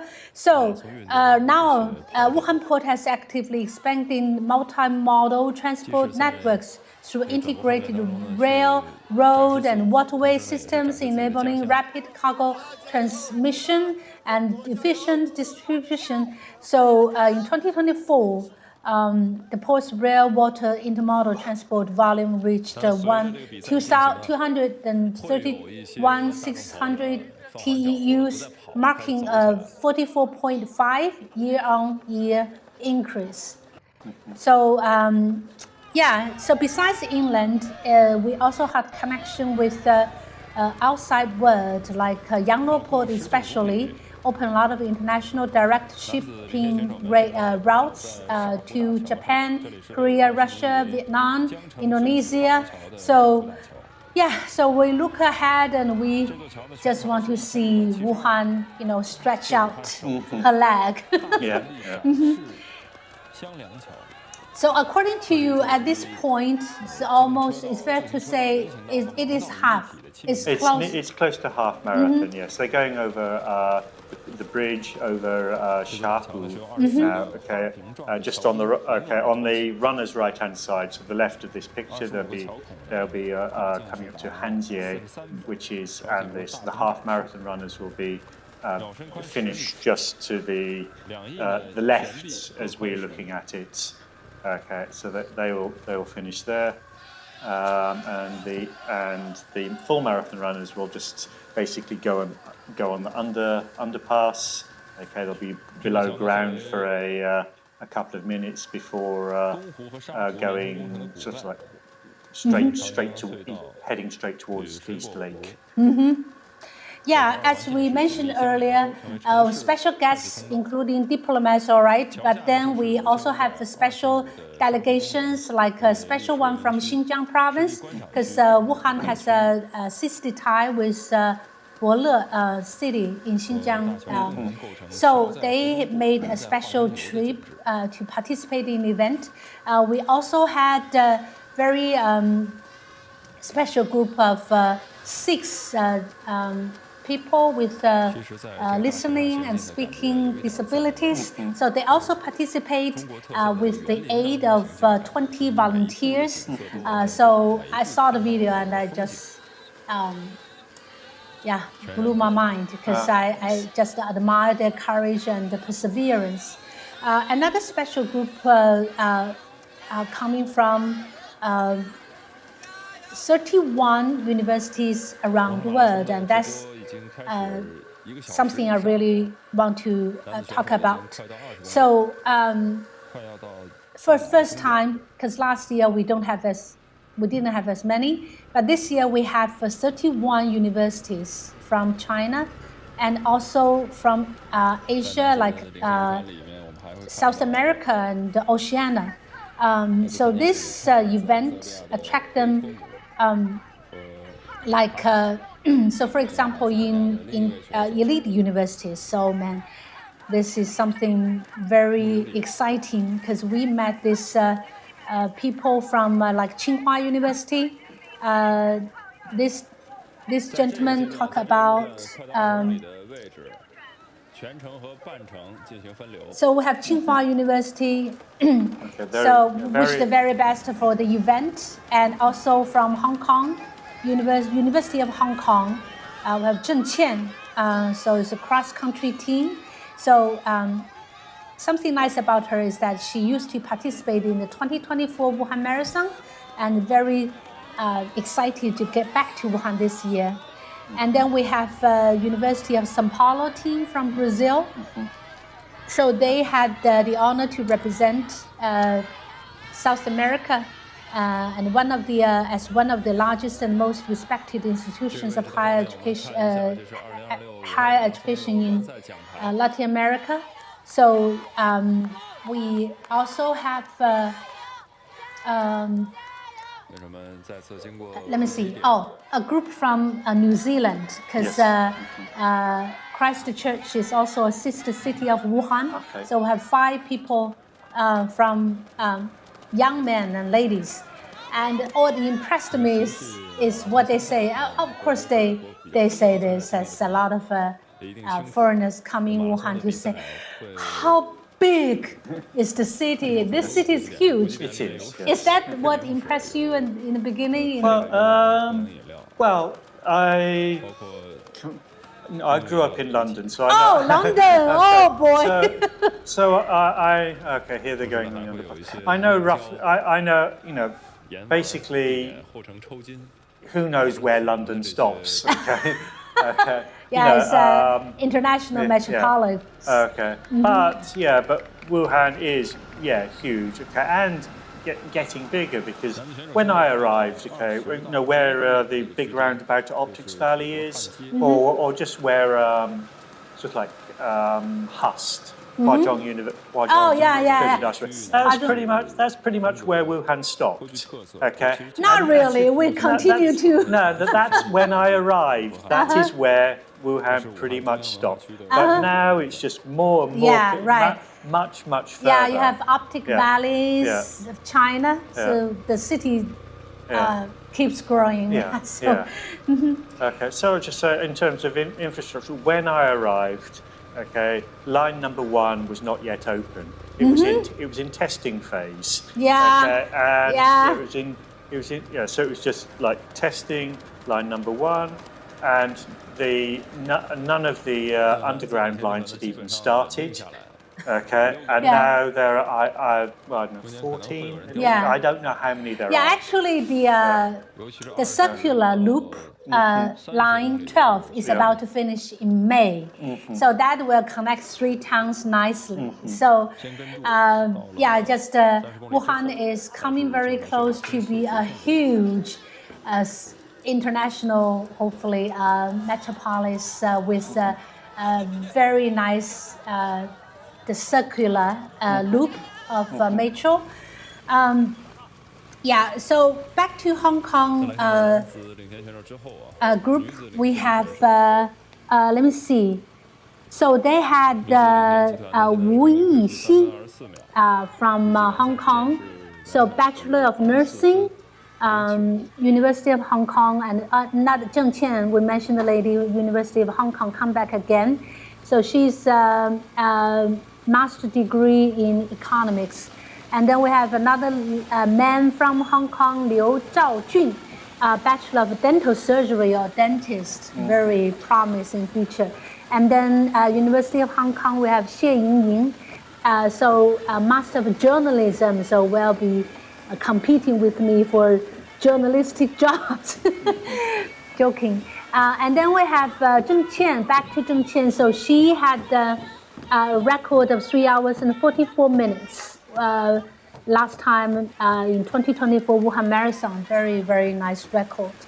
And I wish her the best for this year.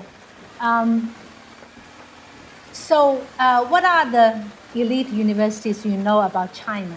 Give me some numbers. Actually, there's a few years ago, I was in Xi'an. My nephew came to visit me, and we were on a tour. And what happened was, like, the tour guide just said, "Oh, there are 4 famous cities in Wuhan. 4 famous cities in China for education." He says they are Beijing, Shanghai, Xi'an, and Wuhan. I think, well, he doesn't even know I'm from Wuhan. Okay, so I didn't ask him to say it, but. And then when you ask, say, "Oh, you're in Wuhan," you go, "Which is the best university?" And then there's a fight.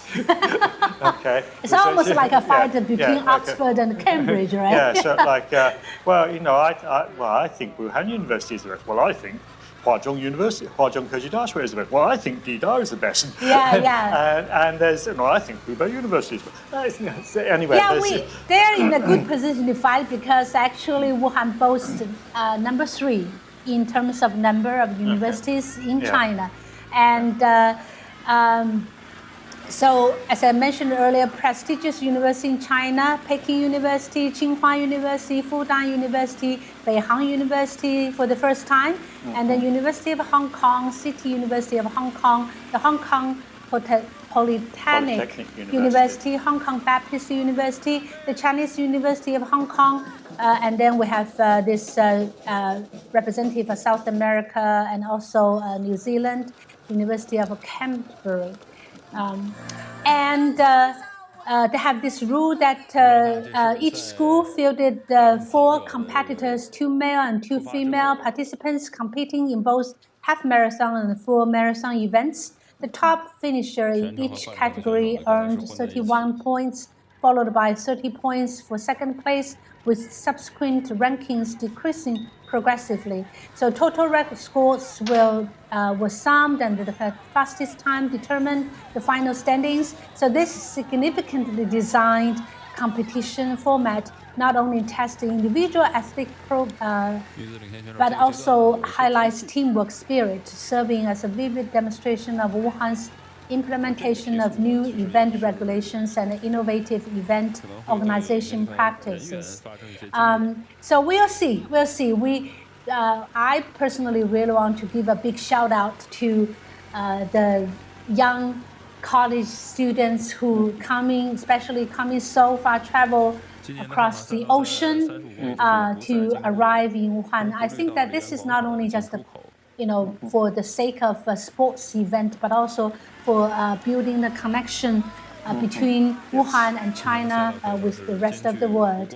So talking about international exchanges, so as you know your counselor so well, he mobilized and a lot of events, a lot of energy.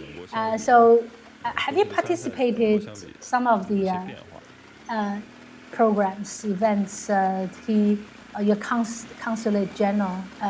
Consul General. Yeah. Actually, when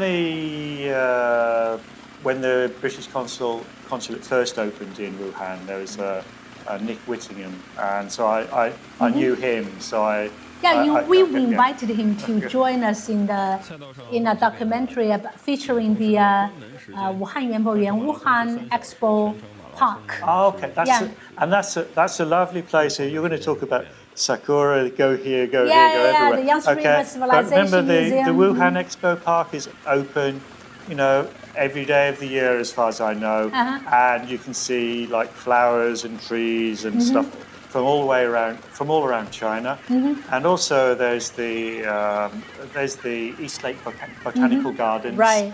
Okay, so you can go there and see all sorts of interesting flowers or flora, and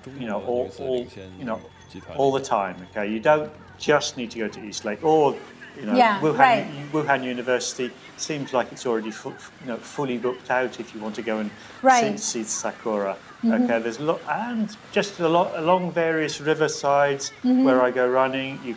There's a lot of flowers and cherry blossom you can see at this time of the year. Right. Actually, we try to develop a 4-season flower city of Wuhan. Like in the winter, you have sweet, you have plum blossoms. In spring, you have, of course, cherry. But besides that, we also have turnips. We have other flowers. And in summer, something unique in Wuhan is the lotus. And in the fall or in autumn, you have chrysanthemum, sweet fragrance floating the city, enveloping everyone. So that's the idea we try to. And oh boy, look at her. She's trying hard and. She's kind of quite a stocky, stocky sort of like runner. She reminds me of the famous African runner Helen Obiri. Yeah. Okay. Who you probably haven't heard of, but Helen Obiri has won lots of majors and has got this kind of very sort of like strong shoulders, very dynamic way of running, very distinctive. In the same way as He Jie has got a very distinctive way of running. So right now we come to Shahu Lake Bridge, where you really have a very good breath of the clean water and refreshing air, especially after days of raining. They're coming into the East Lake now. So the first site of East Lake. Going along the. I guess the west side now, southwest side. Yeah, so a lot of colleges around this area, so beautifully located, one of which, of course, is Wuhan University. A lot of universities and then a lot of international cultural and educational exchanges happen here.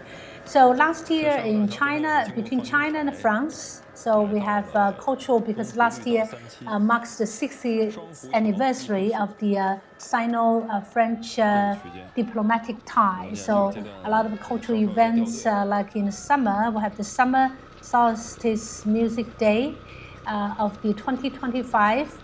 How to read this word? But anyways, Croisement. Croisement. Yeah, okay. Festival. Growth, shall we say. Yeah. Yeah, so that's a very... So I bet you study French as your second language, second foreign language. Yeah, so and then in central China, so the French National Day, that special day is July the 14th. So the reception hosted by the Consul General of France in Wuhan. So we celebrate Wuhan French or France in Wuhan. The collaboration expanded from technological, so from automotive manufacturing to biopharmaceuticals, from cultural education to technological innovation, from economic cooperation to people-to-people exchanges. So very happy to see the tie strengthened. And then we have a very lovely story, I like it, the Little Prince. So officially commenced in Wuhan as well. So very nice. I like the line. The most important thing is invisible. So you have to feel it with your heart. Very beautiful line. And then in October, the French original music, Molière? Yeah, staged Molière. Okay, staged a flash mob on the Wuhan Garden Road. So very nice as the launch of the 14th Qinghan Music Festival. But they want to bring so-called classic music to you on the street. So they don't want just to be in the stage, so they invite you. And then we had the Wuhan Leg of Antoine de Big. So his China tour. So he had this name as the expert and author of the French New Wave. La Nouvelle Vague. Yeah, so we welcome him in that very good face-to-face interaction with the Wuhan audience. Okay, so moving pictures, they were invented by the Lumiere brothers in France. They had a very I was glad to see still pictures start to move. That's very nice. Yeah. So, and then last month we just celebrate the 2026 French song competition. Beautiful songs, romantic music, and then we have also something Wuhan brought to Paris. As you can guess, the hot and dry noodles, right? Cailinji. Yes. So commenced in trial operation in a brightly lit Ottoman style architecture at the street corner in Le Marais, Paris. So the first Cailinji, Le Marais, marking the first European outlet of the almost 100-year-old time-honored brand of Cailinji. Very proud. And also, a part of the Sino-French paper cutting art exchange exhibition on the Yellow Crane Tower Art Museum. Good collaboration marks. And then I love this, the exhibition, a flowing palette. So from Corot to Impressionism. Yeah, I just adore those colors, and I'm very glad they were open to the public at the Provincial Museum last year. So, and also there's French cartoonist James and Chinese cartoonist Yang Fei. They led the audience to enter the SKK Rendezvous in Wuhan. Yeah, so very big events celebrating the 60-year anniversary of China and France last year. So back to UK. Bless the fans in Wuhan who are treated for a British Art Feast of Light and Dream, titled Behind the Scenes and 2020. And you know what? Your British Consul General, he just acted as the boy who clapped the so to open the event. So I can see he really enjoyed it. So, and then you have something very special, UK Hubei Film and Television Industry Education Cooperation Forum, co-organized by the British Consulate General in Wuhan, the Jackie Chan. Oh boy, Jackie Chan, the world-known star. He made a trip for this event, and he launched the opening of Jackie Chan Movie and Media College of Wuhan Institute of Design and Sciences. So there you see. He made a film in Wuhan. Was it last year or the year before? I think the year before last. Recently, he had a very heartwarming TV talking about the, this time he's not an action movie star. He's just a little ordinary Wuhan Ren, enjoy the life in Wuhan. So that's very lovely. Yeah. It's not. Jackie Chan actually speaks French as well. He speaks French. He is global star, so I'm not surprised. Anyway, so this event you have over 120 representatives from Chinese and British universities, film institutions, industry organizations. So they talk about trends in film and television, higher education, and vocational training. So your minister. Okay, so Geraldine McCafferty. Yeah, so minister and deputy head of mission of the British Embassy in Beijing. She joined and he welcomed everybody. And we here, because we have been talking about Wuhan to the world and China to the world, tell stories of Wuhan and China to the world. Now, here offers a very good recipe of, Wuhan local plus British, tapping into British's international communication skills to tell good stories. So I really love this event. And about China and USA, we had this wonderful start as this lady, ABC, Anna Kai Yun Wang.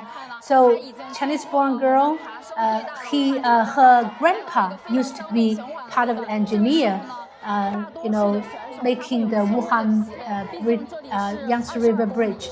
So this time she came back and she watched it, and you can see how that emotionally impacted her. That's where she felt touched with her roots in Wuhan and in China. So we have a couple of events bringing back Chinese-born American girls, Chinese-American born young people coming back to seek their roots, so which is very lovely.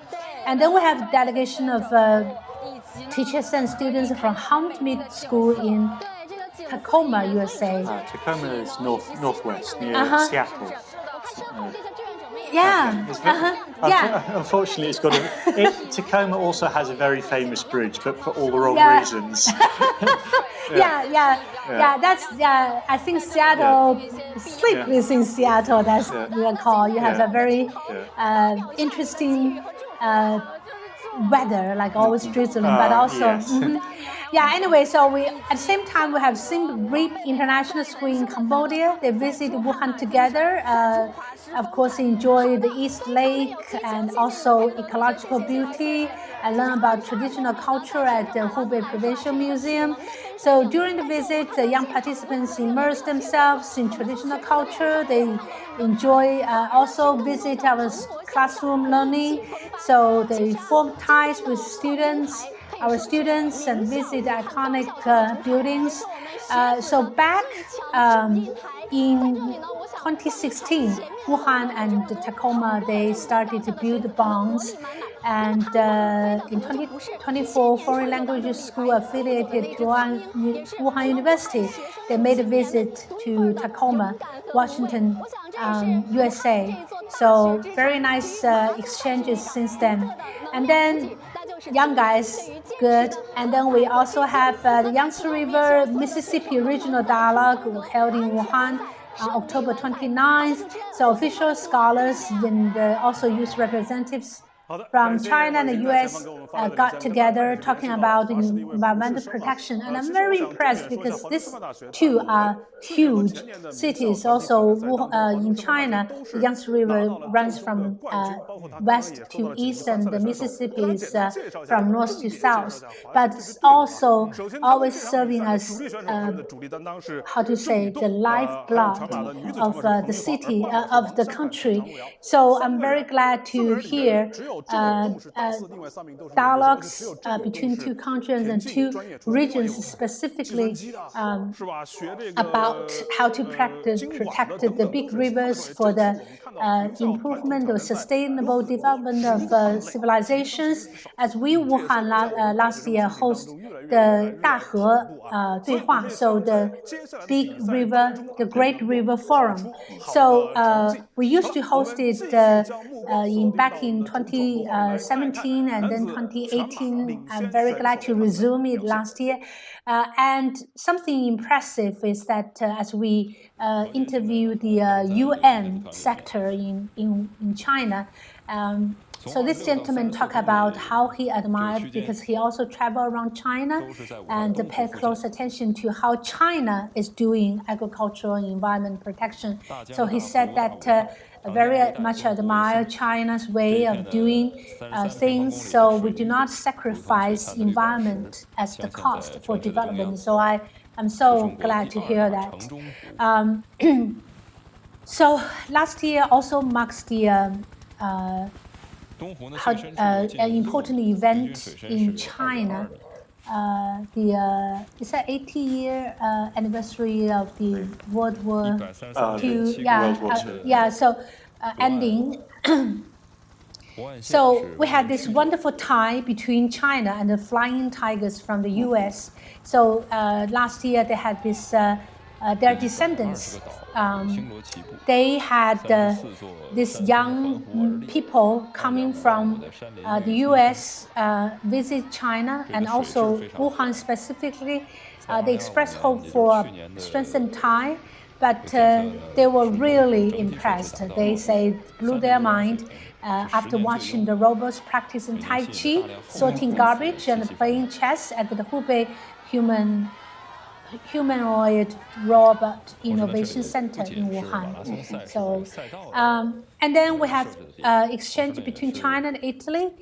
So early last year in January, we have the original opera. Lovely story of the. It's not really a lovely story, but it's quite a sad story. But I mean, correct me. But only lovely in the sense that they build ties, right? Yeah. So. The story of the opera, not this. I know what you mean. So thank you for pointing that out. So anyway, so this opera was staged at Wuhan Qingtai Grand Theater.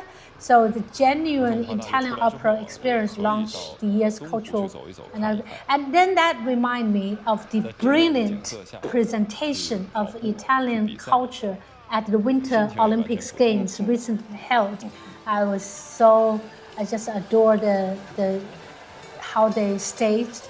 Look at our little musicians. They were playing. I used to play yangqin, the Chinese dulcimer, with the bamboo. I used to learn to play that, and it's so lovely to have these children to stage a cheering band here. Very nice. So in March, the Italy Hubei Carnival, titled "Rhyme of the Yangtze and the Po Rivers," was unveiled. So again, is that Asti province? Asti province, Piedmont region of Italy, so yeah. like northwest. It's a Piedmont is Turin. Yeah, so glad to see they have the tie with Hubei province, and also in a way to celebrate the 55th Sino-Italy tie as an anniversary. But besides that, we also had a lot of exchanges going on between China and Africa. So very nice. Oh, here now I think they had the Huazhong Agricultural University.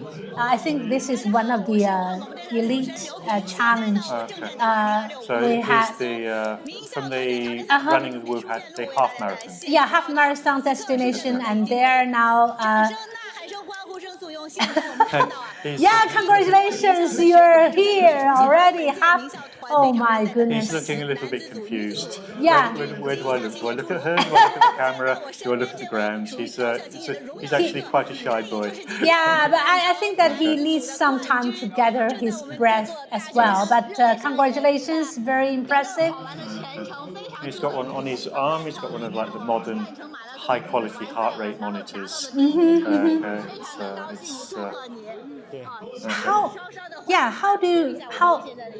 What would you say if you stop catching your breath and trying to face the camera? Well, the people, yes.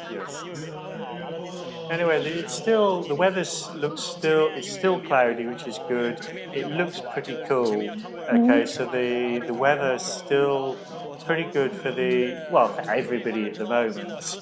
Okay, but pretty good for the elite runners. They slowed down a little bit compared to the initial speed. Well, if we can see them at 30 kilometers, we'll actually have a very good idea of. We're just 1.5 hours into the race now, so it should be at about 30 kilometers if they want to do a record time. Oh, Huazhong Normal University. Yes. That is my alma mater. Yeah, alma mater. I graduated from that university. I'm so glad to see a young man from CCNU. Alma mater, bountiful mother in Latin. Yeah, so I tried to catch what he said. He said that he paced himself very well. He didn't do a sprint in the beginning. Rather, he paced himself and saved the energy for the last. Very good strategy, as you share, right? Yes. All right, so right here with me also we had, I'm eager to see the Brazilian ladies and lady and gentlemen who did a half marathon.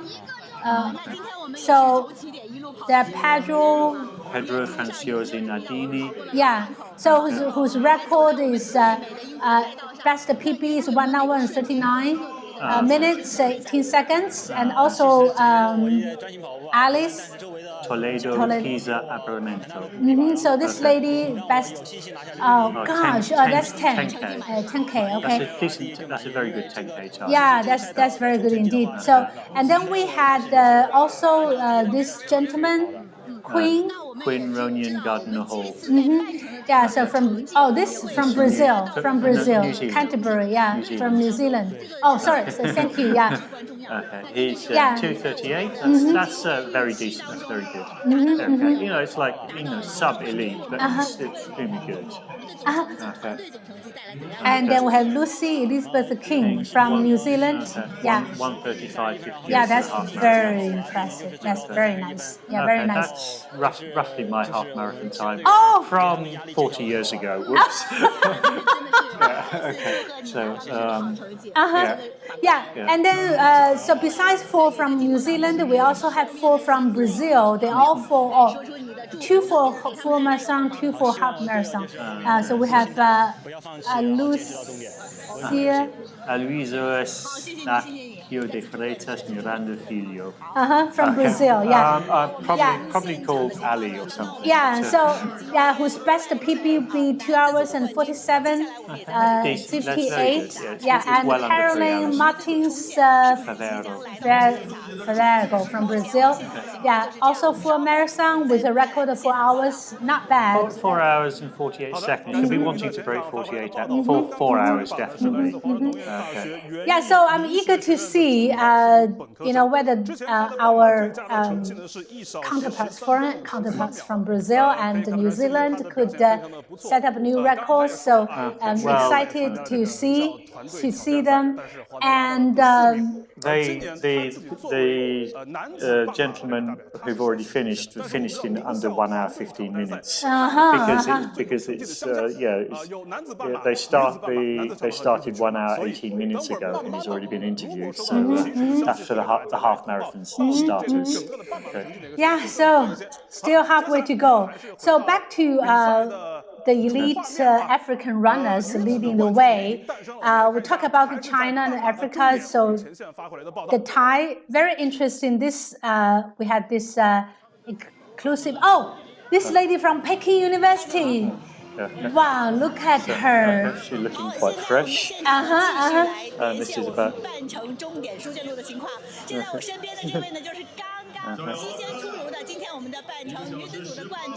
Wow, champion of the half marathon ladies group. First time.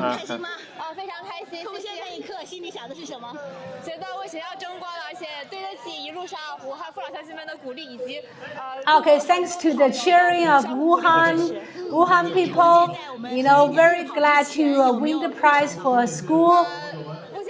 不太知道自己确切的成绩，对，然后但是感觉自己跑的过程中状态挺好的。冲第一名有没有意想到？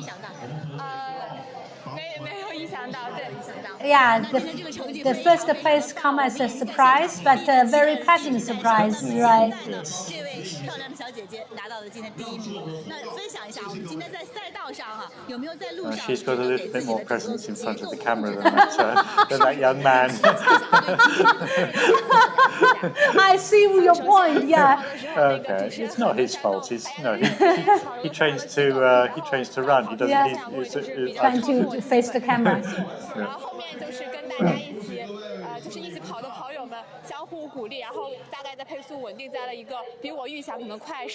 Yeah, so besides pacing herself well, she interacts with her teammates very well, encourage each other, give each other emotional support. I think that's a very good thing. So, running with other people makes running feel easier. Okay, if you run with other people, you run faster, more easily, and less pain.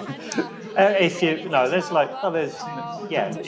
doesn't hurt as much if you're having a conversation. You can't concentrate on your conversation and your pain at the same time. So. Yeah, right. But this reminds me of our dear friend Steve Carpenter, who used to sit here with me last year, but. I'm glad he's back on the track. Yeah. And I think that's what he shared with me. Like, it's very tiring, it's very challenging. It is somehow, a lot of self-discipline, to gain into the exercise and training and preparation. However, if you run, seeing all these people alongside, cheering you on, encouraging you, and even come towards you, give you a tap on the shoulder, that is a very good encouragement to get you going.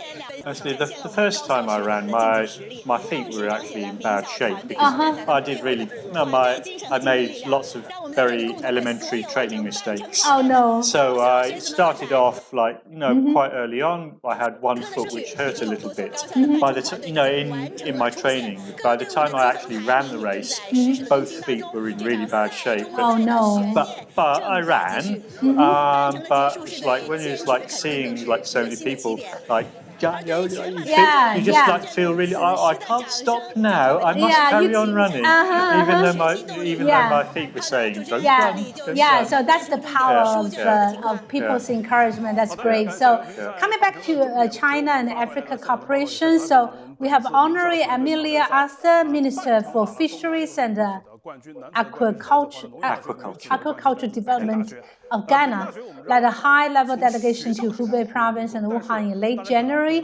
So over 3 days, the delegation visited research institutes and universities and government agencies and frontline industries, seeking practical solutions to address Ghana's growing fish supply shortage. At the Institute of Hydrobiology, Chinese Academy of Science, Minister Arthur accepted the interview where she shared honestly, how to solve this problem, because that's the nutrition her people needs desperately. And you know that we had a lot of experience of how to say, we have fish, a lot of fish, but fish in the first place, a lot of people want fish. Used to be pollution. A lot of people just go and fish, but until the government exercised a 10-year fishing ban, and then the water quality improved, not only in just the Yangtze River but also East Lake, and remained steadily at level 2 for 6 consecutive years. So we had the experience of a water clean, and also fishing. After a lot of research and practice, we have developed very good. People outside might heard a lot of lobster. Our version of Chinese lobster, which is actually Qianjiang crayfish. Yeah. So we have a lot of experience. I think something amazed me is that when they farm, they combine things together. Like they grow rice and then something nice from rice, feed the fish. And the fish has something to give, to offer to rice growing as well. So, and some people even experimented more. So in that way, so it's a win-win, and it's a triple win to not waste an ounce of energy. So I think that's where she could learn from us. And also we have Paul Hing-ha Tucker, Deputy Minister of Communication Technology and Innovation of the Republic of Sierra Leone. Yeah. So Land of Lions. Yeah, right. So he pointed out that in fact, wherever in our country you walk between 12 to 20 kilometers, you must come across a Chinese company or Chinese. So we offer a lot of support in their traditional infrastructure, roads and stadiums. But these days, we have digital technologies, and so really appreciate our support in that area. And then for 7 years, we have the relay team of 23 agricultural experts from Hubei have been supporting agricultural production in Burkina Faso in Western Africa. So with their help, the yield of China rice grown by local farmers has reached 600 kg per moon. So more than twice of the traditional way of doing. And then we also have China and Arab. So January, we have government officials and experts from Hubei province and representatives of the political and economic circles of over 10 Arab countries, including Jordan, Tunisia, Bahrain, Kuwait, Egypt, Yemen, Iraq, Algeria. So they had very open and frank dialogues about the future pathway to, again, Hubei University to develop a relationship. So, and then again, our close neighbor and Southeast Asia, China. So we have a special team from Vietnam last year in the summer. They come to visit. So this is a group of young men and ladies. They had interesting development of Chinese bilingual Chinese Vietnam song, "Growing Flowers All the Way." I mean, this is Chinese song, but they put it in a bilingual and right under the Yellow Crane Tower. So this is a good start because somehow the event paved the way for this year's upcoming 2026 World Youth Development Forum, which is going to happen soon. So we had this wonderful young people coming from Vietnam. So they visit not only just the Yellow Crane Tower, like the iconic architecture, but also automobile manufacturing in Zhangkou, and also visit the Hust. So interesting. And then in last May, we also have diplomatic envoys from Vietnam, Nepal, Indonesia, Laos, and Turkey, as well as more. It more. looks like the men's marathon, they're speeding up now. Oh! It's the second half. This is sort of like around about 32K. Oh gosh, there's about like perhaps less than 20 minutes they will be there. About 30 minutes. Anyway, they're finishing. Okay, they've just dropped one of the Africans. There are 3 Africans and the Pergier together now, and there's basically somebody making a break for it. Wow, gosh, I'm glad to see. I'm glad to see that He Jie is still stay in the first tier. He's very persistent. But you'll have to watch closely because they might. There's two different ways this can go. Either the guy makes a clean break, or they can't stretching, coming back, stretching, coming back, and it looks. They haven't made a clean break, okay, but they've definitely speeded up in the last kilometre or so. Oh my gosh! But I'm very glad they're running on the beautiful side of the city, the East Lake. Yes. Very refreshing, very flat. He's looking behind him. That's always a bad sign. It's always you mustn't look back. Okay. Why is it a bad sign? He's concerned somebody is catching up? No, he's just thinking. He's not thinking. He's thinking. Have to slow down a little bit. Perhaps somebody will overtake me. That's what he's thinking. Oh. Okay. It's a bad, and he's really working hard to stay in contact with the third man. Those two people are working together. It looks like one of them's Kenyan, one of them's Ethiopian, so they don't naturally cooperate super well. Okay, but he's working really hard now. Okay. There's always. But it seems there's a big gap between the first tier and the rest, right? Okay. Sure, he can still be one of the top finishers. No, it looks like he's number 4. It looks like the elastic is being stretched, but it's not broken yet. Okay, but the 3 Africans are running together. Okay, He Jie is desperately trying to stay in the first tier. Okay, but if he comes back, what happens is they'll just start running quickly again for another few hundred meters, and he'll be suffering and working really, really hard. He's doing a really good job now, but it's tough. It's tough. Especially since he only, he ran a marathon last week. In a quick time. Okay, it's like most people would think it's crazy to run 2 hours in two marathons in 2 weeks at this level. Right. But in a sense, I agree with you. But at the same time, as Wuhanese, I'm so glad to have him here with us as a Wuhan Marathon. So we let's go back to Africa. No, China Walk. Yeah, so 2025. So China Walk event organized by the Asia Africa Center for China Media Group kicked off, and then we have a lot of diplomats, actually ambassadors from these 5 countries I just mentioned. So besides, again, interesting and very unforgettable experience that we have the ambassador from Vietnam.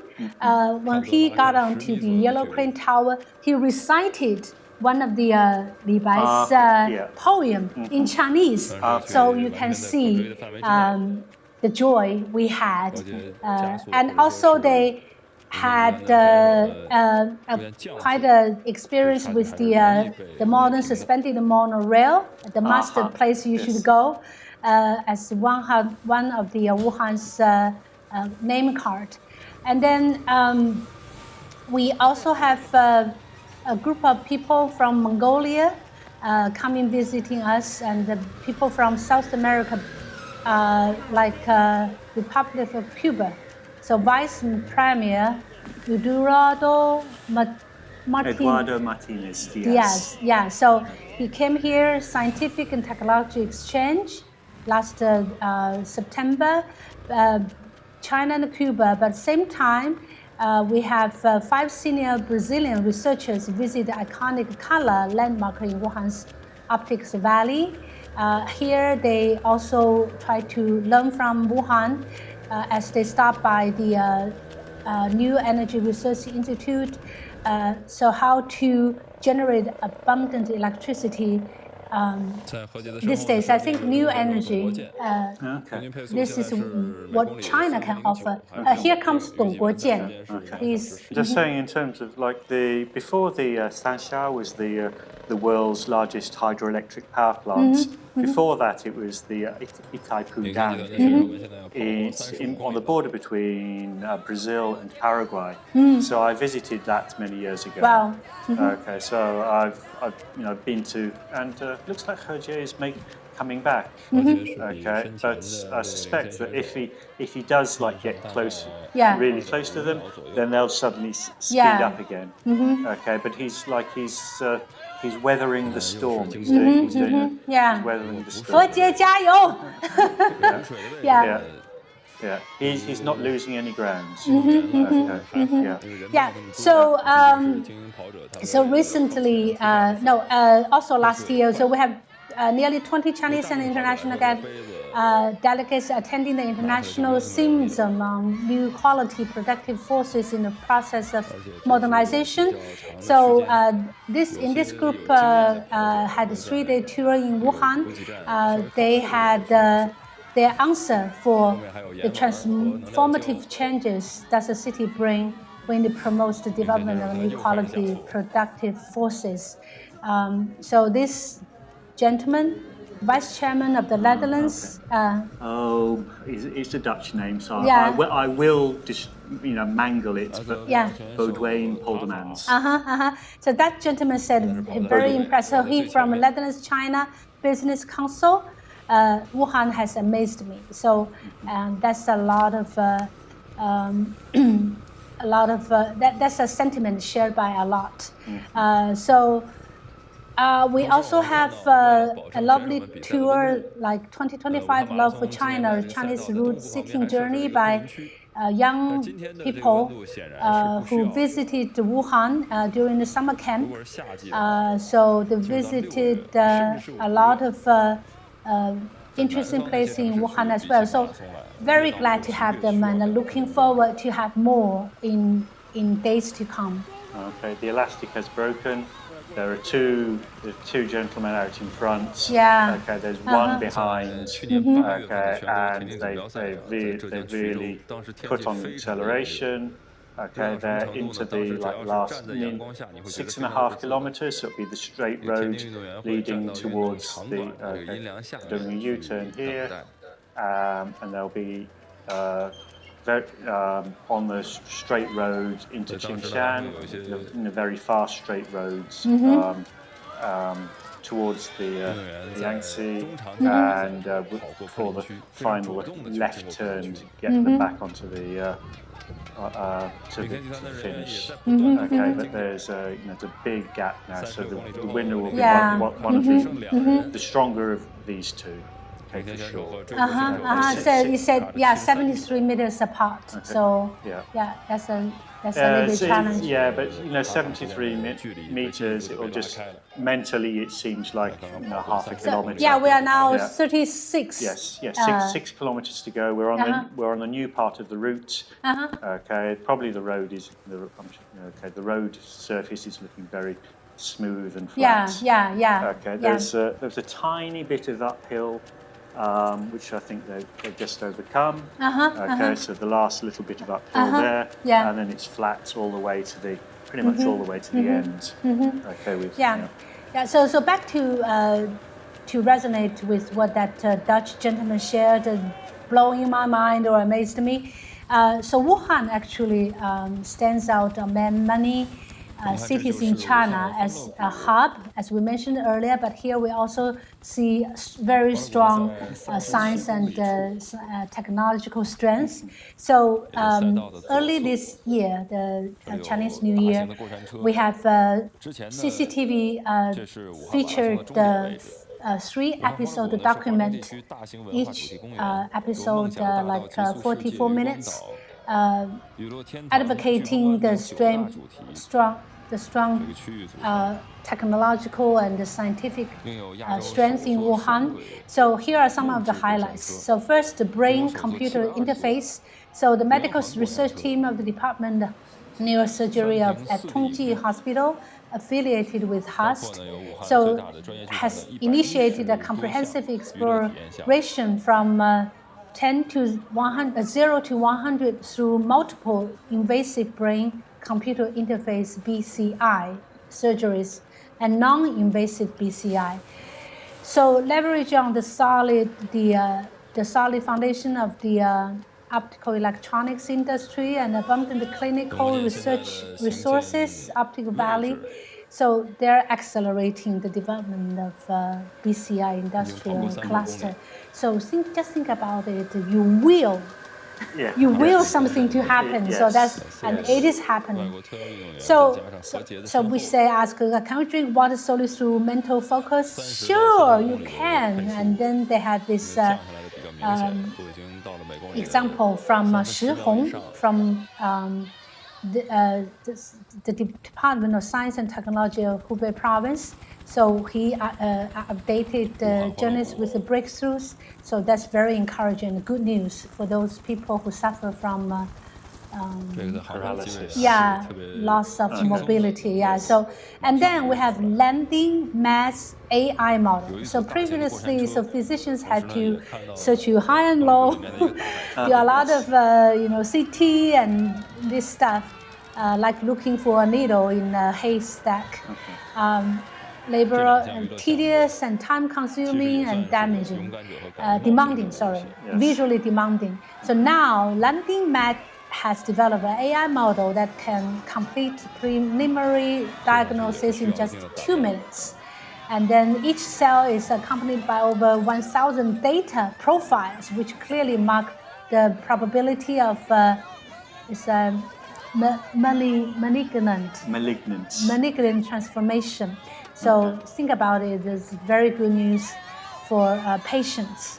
And then we have... There are a lot of very simple things you can do with AI, which this is really, really complicated, but there's a very little simple thing you can do with AI. It's like sometimes when a doctor asks you a very personal question, you just don't want to answer it. If a computer asks you a personal question, it's just it's a computer, okay? And you don't feel embarrassed about saying it. So you're more likely to tell the truth to a computer than you are to like a doctor. If you feel like if the answer makes you look bad, you're not going to tell the truth to a doctor, there's a lot of problems that regular doctors have with this sort of thing. Like, did you do something stupid? No, I didn't. Well, they did do something stupid. Okay, but okay. So AI can be introduced very early on in medicine, okay, but also more sophisticated, like pattern recognition of CT scans or X-ray scans. So very glad to see this coming along, but for men, perhaps one of your big favorites is the cars. So we have this latest generation of self-developed L3 autonomous driving technology. So actually, they just were listed in Hong Kong, a couple of days ago. So think about it. So they have satisfactory test results marking the collaborative efforts of automotive-grade chips, LiDAR, and high precision maps. LiDAR, okay? Yeah, okay. And also driving the automotive industry to a new level, a next level. So, yes, yeah. So this area... we see, okay, we see autonomous taxis nearly every day. Okay, so, and...萝卜快跑. okay, and dare I say it, the drivers are a lot better than a lot of Wuhan drivers. Whoops. Did you try? I haven't been in one yet, but it's always nice to wait until other people try and then you try. Okay. No, it's just I don't know whether you have to ask especially for one, but I've never been in one. Yes. All right, so I encourage you to try, and then up to you. Yes. All right, so this area anyway, so gather 10 vehicle manufacturers, 14 vehicle factories, and over 200 component enterprises, and Wuhan is accelerating the transformation of China's Auto Valley into a world-class automotive park. So very nice. And then we have hollow core optical fibers. Oh my! So. Hollow core optical fibers. Okay, so because the light goes straight through air, or potentially a gas. It goes. It's much quicker than through a regular optical fiber. Yeah. Okay. And you have like less. It goes faster. Okay. It's less leaky, so there's less energy loss. Okay. Actually, the most important benefit is the rapid communication of large quantities of data between data centers, which means that data centers can actually data centers can consume a huge amount of energy, but it means they can be spread out more. Okay, so it requires less energy. Okay, so it's more efficient. He's smiling. I think he loves the cheering crowds. It's actually. He relaxed. He feels relaxed. No, he doesn't. Okay, there's. Oh no! It's one of these psychological tricks you can play yourself. Oh, okay. There's the famous, the world famous marathon runner Eliud Kipchoge. And when he smiles, what it means is he's hurting. Oh. Okay, but you smile and the pain becomes weak. The pain becomes less. So you've just got to smile. Okay. I know. When I ran 3 years ago. And I was like really struggling, and it was very hot. Okay, I just made sure, smile, just smile, just smile. Keep smiling, Okay. Yeah. Oh wow. Okay, so never mind. Okay, he's got glasses on. Okay, so you cannot see. You can't see the tears. You can just see the smile. But that's life, isn't it? Yeah, so you have tears, you have laugh. They come hand in hand, okay? Anyway, so the hollow core optical fibers. So from accounting for 20% of global optical fiber production to mastering the disruptive technology of next generation and supporting the arrival of the AI era, Wuhan's China's optical valley is transforming again into a world-class optical valley. So, and then we have attitude sensors, so serve as the digital. Okay, this is for like stability. Stability of like drones. For robots, and robots. So higher precision correlates with the enhanced robotic performance. So Wuhan Institute of Industrial Innovation and Development is actively collaborating with numerous research teams to jointly develop domestically produced high-precision attitude sensors for robots. Yeah, I think this is the year, this is the place. I want to say Wuhan, and this year we will see so many tremendous, wonderful humanoid robots. Actually, last year there was during one of the I think half marathons, there was some people with some robots running the half marathon. Yes, I remember that. Yes. Okay, but tell the truth, they weren't brilliant. Okay, but But they're doing it. Compared to 10 years ago, huge improvements. Yeah, right. Huge improvements. Yeah, now we have the top 3. Okay. Yeah, and also last year we witnessed the birth of the East Lake Laboratories, working 7 years on this world's largest high-speed, low-noise cavitation water tunnel. And this, so this is the key to China's deep blue waters. So maintaining as he enjoys the cheers. I think the final time will be about just over between 2 hours, about 2 hours 10.5 minutes. Okay, so 10 minutes to go. 8.5 minutes roughly. Okay, and to be my random guess. Yeah, and we hope. Yeah. Okay. So the Spring Festival Gala stage, we have this very incredible performance by the robotic dancing. Yeah. So just think about it. Last year they were just standing there waving scarves, but this year they perform sophisticated actions. Like we had this dream coming true that they will enter ordinary people's family life, like taking care of seniors, and also be the companion of children, and also taking care of your pets. Yeah, so very, very anticipating. And then we have AI, a very interesting, long-lasting civilization, intelligent society VR experience hall. The first AI cultural and VR integration projects in central China. So you might want to go there to experience thousands of in civilization, and cooperating with professors and researchers from PKU Wuhan Institute for AI. So very impressive work. And then we have new AI principal assistant version 2 of Wuhan University of Technology. So they had this wonderful AI education matrix, agent matrix. And also last year's Wuhan #1 satellite, maneuver around on March. So they had this powerful, when the powerful earthquake struck Myanmar. Okay, so university. So this Wuhan #1 satellite developed by Wuhan University. So they have transmitting imagery from the affected area, providing international assistance for emergency response.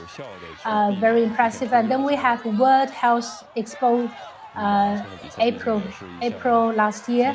And this time, something impressive is that they had this robots. So very nice to aid rehabilitation for patients. So this is amazing. But more amazed me is that they have a traditional Chinese medicine TCM, physical therapy robots. That's something I really need at home. When my back hurts, when my neck hurts. And then at the Expo 2025 Osaka, we also have this display of our robots and things like that. Something I just want to talk briefly is because as we see the live broadcasting, we see some bird view, all conducted by the drones. The drones. Unmanned aerial vehicles. Okay, right. So which contribute a lot to the low altitude economy. So last year they had already had this development of Wuhan Low Altitude Economy New Product Launch Conference, and they designed this Zhanghanguan, the custom house to Tianhe Airport low altitude route. So just think about it, you don't have to travel by car and that, and then you can just fly to make the travel time cutting at least 15 minutes. And eye-catching is the futuristic flying vehicle in Wuhan. I think this year they had low altitude, according to the China Urban Low Altitude Economy High Quality Development Index 2026. So Wuhan is in the first tier in China. And then also service put into use, trial operation. So in Wuhan, first one is 15 comprehensive pilot zones and nearly 100 low altitude flight routes were approved. But something more spectacular is that just the beginning this year, after Chinese Spring Festival, we have something astonishing and praised by Foreign Ministry spokesperson Lin Jian and Mao Ning, almost back to back, about our wonderful Wuhan-made EVTOL, electric vertical takeoff and landing. Okay, you know, 60 years ago when people were imagining the future, like Hollywood view. This is what they were imagining. Okay. Right. So science-fi made real. Think about it. No need for a runway, takeoff or landing in place. Battery electronic vehicle, fully automatic or autonomous. The thing is, you do need a proper place to land. Okay. Okay. Airports have got airports. Helicopters have got heliports. These things have got vertiports. The thing is, they have a lot of battery. They use a lot of energy. When you land, you've got to have a big source of energy to recharge them quite quickly, because they take a huge amount of energy. Okay, you know, your little e-bike you can recharge in your house. Your EVTOL you cannot recharge that in your house. Okay, you just need a lot of energy to recharge it. So that's why you need significant infrastructure for recharging. Okay. Thanks for reminding, and I think that's important. Another good news is that 6G in blind spots, so ultra high definition video streaming become a reality. So in some places like deserts, oceans, forests, and now 6G makes it possible to receive high definition signals. So very good news. And back in 2025, we have China Africa Innovation Cooperation Development Forum. Which really draws, I think, a team from our department were helpful Africa to visit the countries around the Belt and Road Initiative. So to visit on site what's happening there. So very impressive work. So see. The first tier, and He Jie is still there. He is catching up. He's catching up. Well, no, he's not. But he'll be fourth. Okay, it looks like the Kenyan gentleman Marui is first. The Tafa from Ethiopia is going to be second. They're just into the sakura painted last few hundred meters. Okay, so it looks like Marui from Kenya, Tafa from Ethiopia, and it's going to be 2 hours, 10 minutes, and a few seconds. Okay, I think some audience are asking about these top three runners. Could you just spell the names? Oh, here he comes! Here he comes! He's already 2 hours, 10 minutes, what's his name? 15 seconds. Marui. Marui from... he's from Kenya. From Kenya, okay, from Kenya. Tafa from Ethiopia. Okay. From Ethiopia, number 2. And this third gentleman, he looks like he's Kenyan, I'm not sure. Okay. So number 3, so the top 3 from Africa. Okay, and then here comes He Jie, our hero, our Chinese hero. Yay! Not bad, huh? 2 minutes 10. Okay. Well, it's very good. It's excellent. It's world class. He's a world class runner. And considering that, 2 hours, 10, 20, I don't know exactly. Considering that he ran a marathon in Seoul 1 week ago. 1 week ago. Okay, it's astonishing. Whoa! It's astonishing that he can still give such a good performance. Yes. Mm-hmm. Very glad. And yeah, here comes another Chinese. Mr. Dong. Dong. Yeah, from China. And then an Ethiopian behind him. And it looks like there's going to be a sprint finish. Okay. And okay. Oh, 加油! Gosh!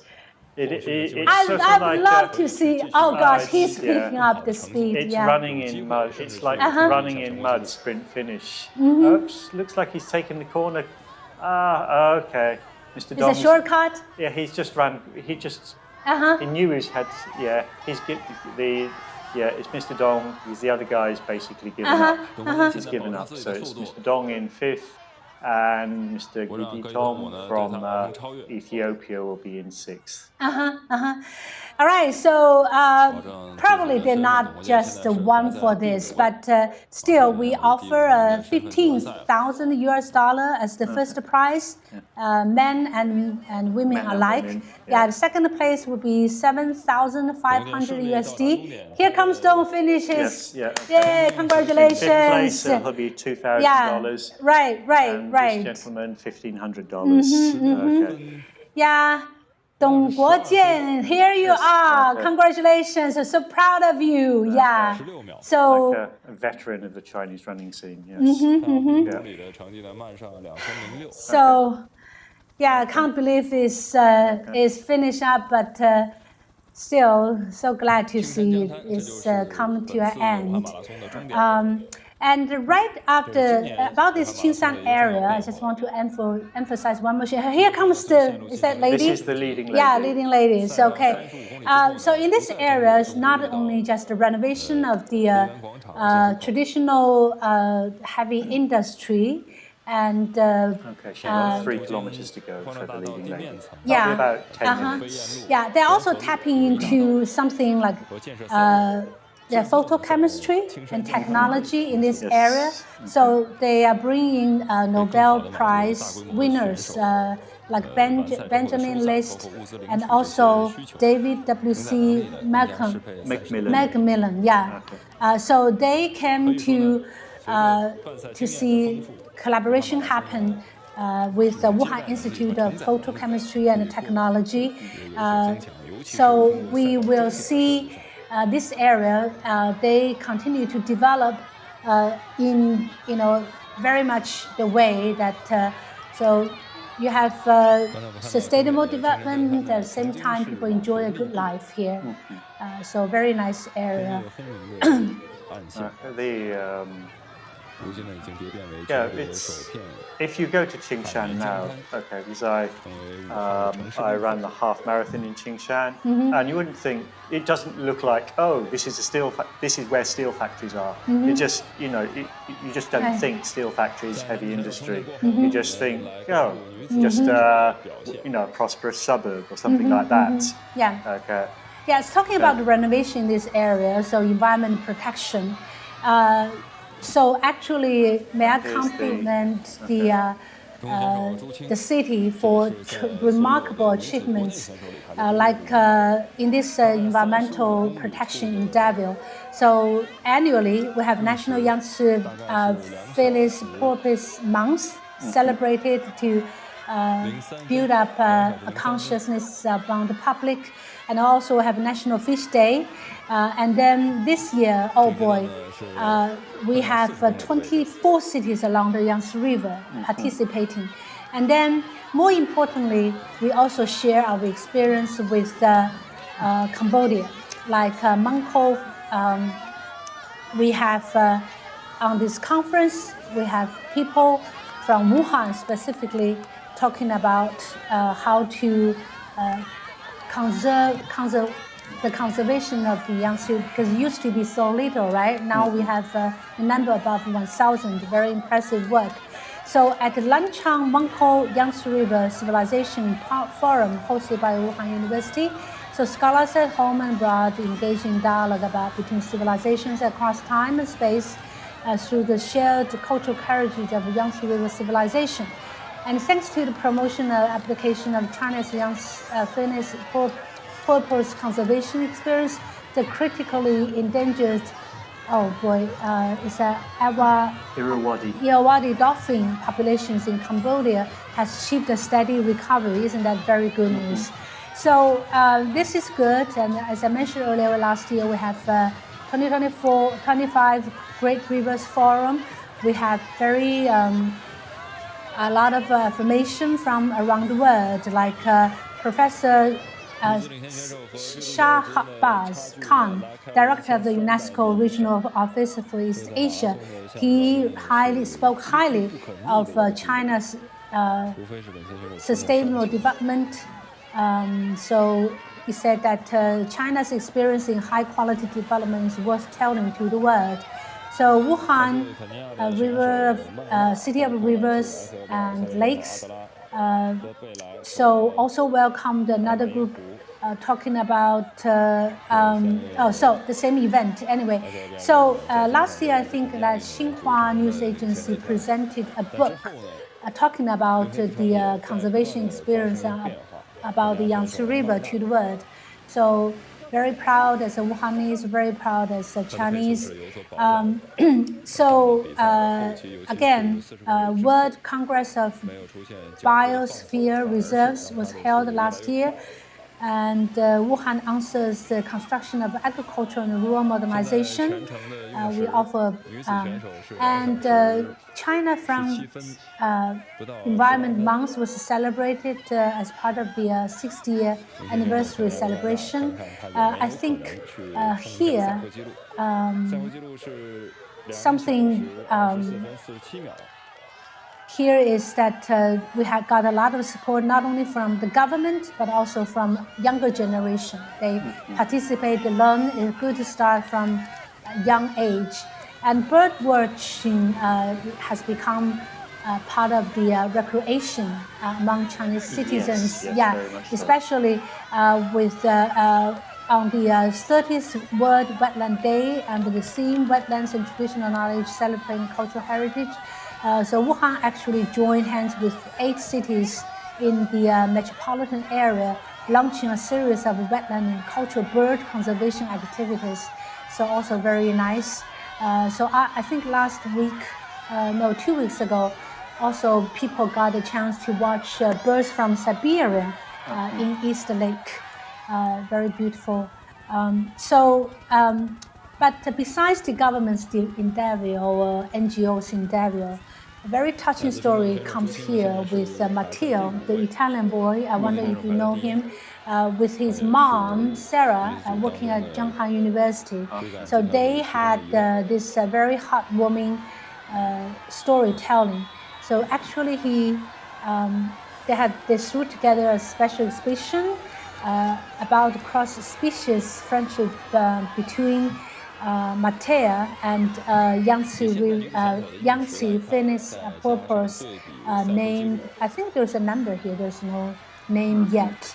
But lovely that, so in CCTV, you might have heard China's Poems Conference, a very famous column. They started to ask people to collect the thoughts around the world about the names for the 3 Yangtze Finnish porpoise in Wuhan. So I'm excited to see what names they finally pick up for our lovely, adorable Yangtze Finnish porpoise. And recently also we have a Renew with Wood dialogue in Wuhan. This event in international exchange focused on urban renewal and green building. I think this is very important because we used to have the idea of knocking everything down to build a new city, but it is new, but there is no history, there's no tradition, there's no sense of people have been there using and cherished. So I like this idea, and especially wood. It brings the refreshing sense of nature. Nature is brought to you at home. If you use a lot more wood in your building, then you need actually less heating in the winter, you need less air conditioning in the summer, because wood automatically helps in like maintaining temperature. Oh, we have Zhu Qing, this Chinese lady. Yes. She's coming close. I think she's coming very close indeed. We hope. There's at least one African in front of her who's going to be who's got about 800 meters to go, so it'll be less than 3 minutes. Yeah, so there's a Chinese saying, say, 一年之计在于春.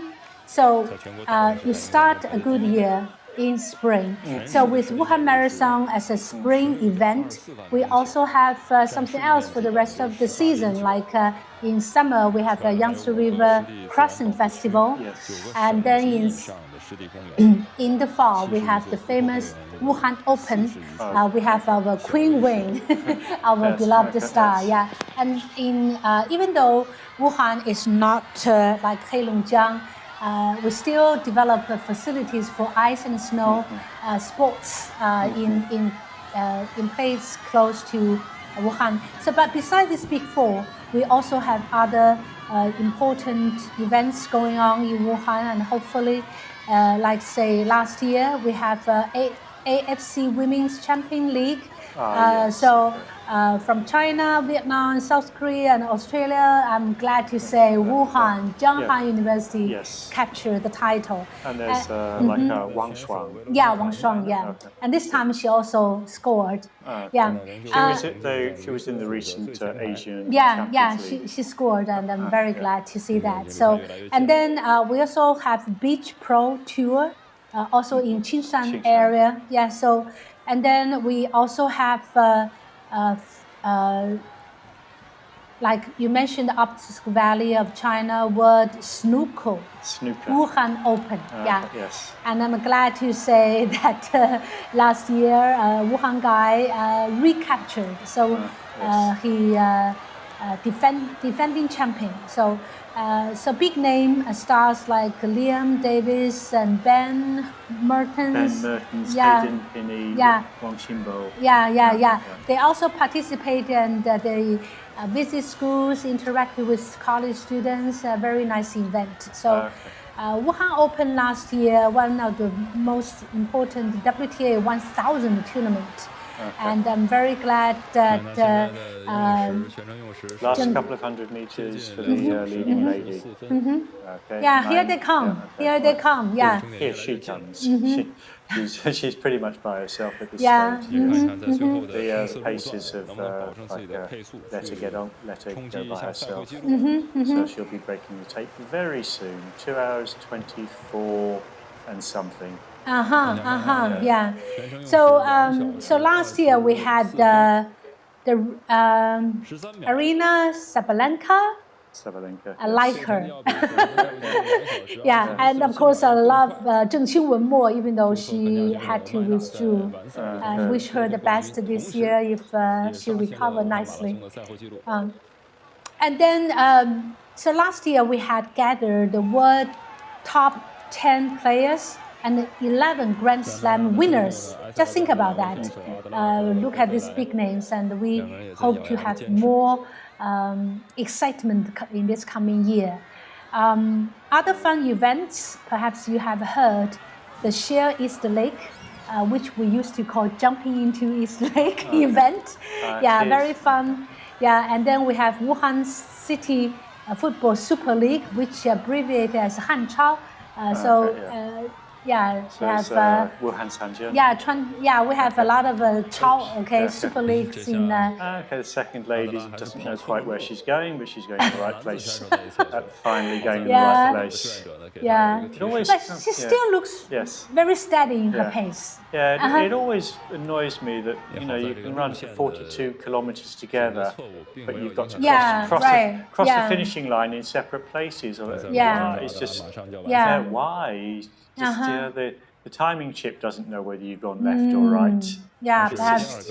But this is area they need to think about it. Yeah, so they do it everywhere. They do it in all the big marathons as well. Anyway, she's second. Well done her.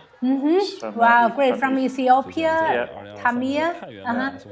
Yo, so last year another fun game CCTV aired was Wuhan Mulan Grassland, the World Kite Cup Mulan Wuhan. So very fun.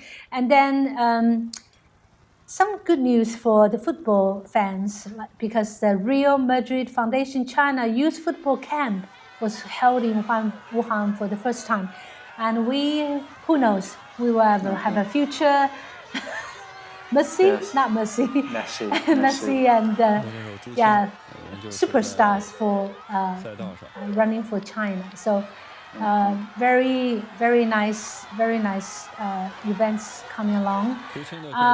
Last year we also very happy to see improved business environment in China, like in Wuhan specifically like the Wuhan Yangtze International Commercial Meditation Center was set up, so injecting new legal momentum. And then also Wuhan Arbitrary Commission, Wuhan International Arbitrary Center worked together with the Kazakhstan International Court of Arbitrary. So very good news. And then we also hosted the 5th Wuhan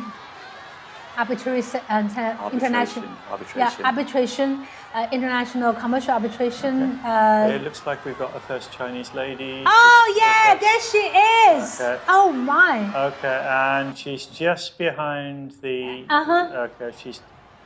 There she is, Zhu. Okay, so yes. Lady Zhu. It looks like she's going to overtake the third African lady. Okay. We'll see. Final. Yeah, she's going to overtake her. That's. Okay, so that's the lady on the right. She's Dubele. That's an Ethiopian name. Okay, and they're just going to be fighting it out over the last couple of 100 meters. Okay. All right, 加油, 加油. Oh gosh, she's running fast. Yes, they're all running fast. Okay. Let's see the. Yeah, so last year we have Wuhan downtown duty-free shop open, cross-border e-commerce developing fast, and Wuhan is to be a national fintech center. Sprint finish. Oh, please, 加油, 加油! I love to see you. Running ahead. Oh gosh, but it must be very hard, right? Oh, the last. Yeah. Okay. Okay. The Bailey third, Stu fourth. Yeah. Gosh. Okay. All right. So let me ask you, what's the first thing coming to your mind after you finish? Well, Lie down or water? 朱青, Our Lady. What's the first thing? Just have a little rest. Just a couple of minutes of just.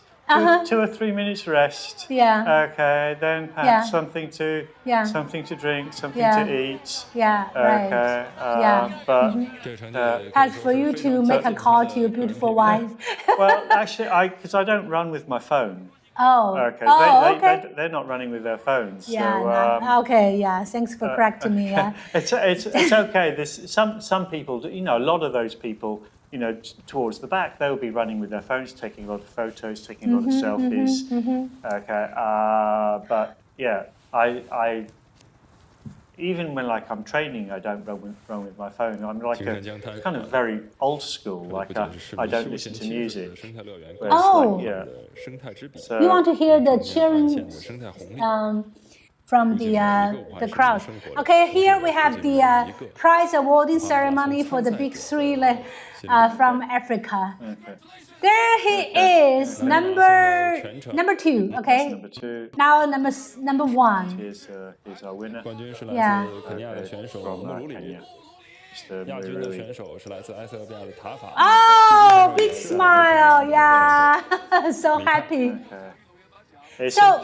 It's amazing what the difference between coming first and second does to your pain levels. Yeah, right. So, tell me about do you think that for your health sake, how many events a year per person would be considered? I think for a regular person, in terms of marathons, like 1 or 2, that you can run like a half marathon is not nearly so difficult. Actually, when I ran the Wuhan Marathon last time, there was this French guy starting, and he was running a half marathon every week. Yeah. And he was one half marathon every week. Obviously, he wasn't world class. Okay, but even in training, people run at least half marathon distance pretty much every week. And they don't think, oh, I ran a half marathon. They just say, oh, I did a training run. Okay, so what you actually call a race and a training run is contingent on who you are. But these guys are running a total of perhaps 160 kilometers or more every week. They're running 2 times a day, except perhaps some day just once. Okay, they're running at least 13 times a week. Perhaps they're doing some gym work. Okay, the Western runners are more likely to be doing some like cycling. Okay, which doesn't hurt your legs quite as much. So there's an awful lot of they do a huge amount of training, and in the last 10 years, the shoe technology has improved tremendously. That means that they can do even more training because your legs don't feel so, battered after a long run. Okay, so the amount of training levels are really determined by professional cyclists who train for many hours every day. So, if cyclists can train for many hours every day, it doesn't hurt their legs because they don't get battered. Okay, so the cyclists have led the way, and the runners are trying to keep up with the sheer amount of running that they do. Yeah. All right. So actually coming close, we have other very special guests. Like we interviewed this gentleman called Li Qiru from Taiwan. So 18 years running experience from Taipei, a coach himself as well as a runner. So his best record is 2025 last year, full marathon, 2 hours, 33 minutes, and first marathon in mainland China, and I'm glad he chose Wuhan. Very proud. And then we had this very interesting person from Ying Haixiang, 6 years of running, and Taipei, a hotel business. This year last year and this year ran Xiamen Marathon, Beijing's Marathon, Guangzhou Marathon, very much like the vibes in mainland China. So best PB 2025 Guangzhou, 2 hours and 51 minutes. Yeah, first time to Wuhan. And then we had a very lovely young man from University of Hong Kong, Liu Zhaorong. He said 明年汉马还会再来, so we'll come back next year, so we're very much welcome. And then we have this lovely young man, Pedro Pedro Franciosi Nardini. Yeah, from Brazil, São Paulo. Okay, so he is saying hi to his mom back home. Think about it.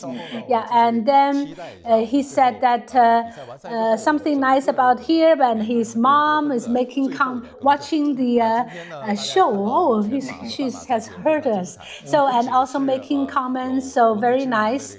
And then we had here, half marathon, the first group of 8. So Pan Yuancheng, the first lady for China, and then second from Italy, Isabella Capocciano, and then we have Zhao Na, Xiongjuan, Zhang Xue from China, 冉玲玲、宋璇、汪 yeah, so we just have I'll just say Isabella's name nicely so that she can sorry. Yeah. Isabella Capociano. Thank you. Yeah, that's beautiful Italian. Yeah, so congratulations. So the first champion, 1 hour and 15 minutes. So very, and then half marathon men, we have Fang Bo as champion from China with the record of 1 hour and 7 minutes 20 seconds. And then we have gentleman from Kazakhstan. Yeah, okay, that'd be something like Omangali. Omangali from Kazakhstan, yeah. And then we have the rest from China. Congratulations, very impressive records.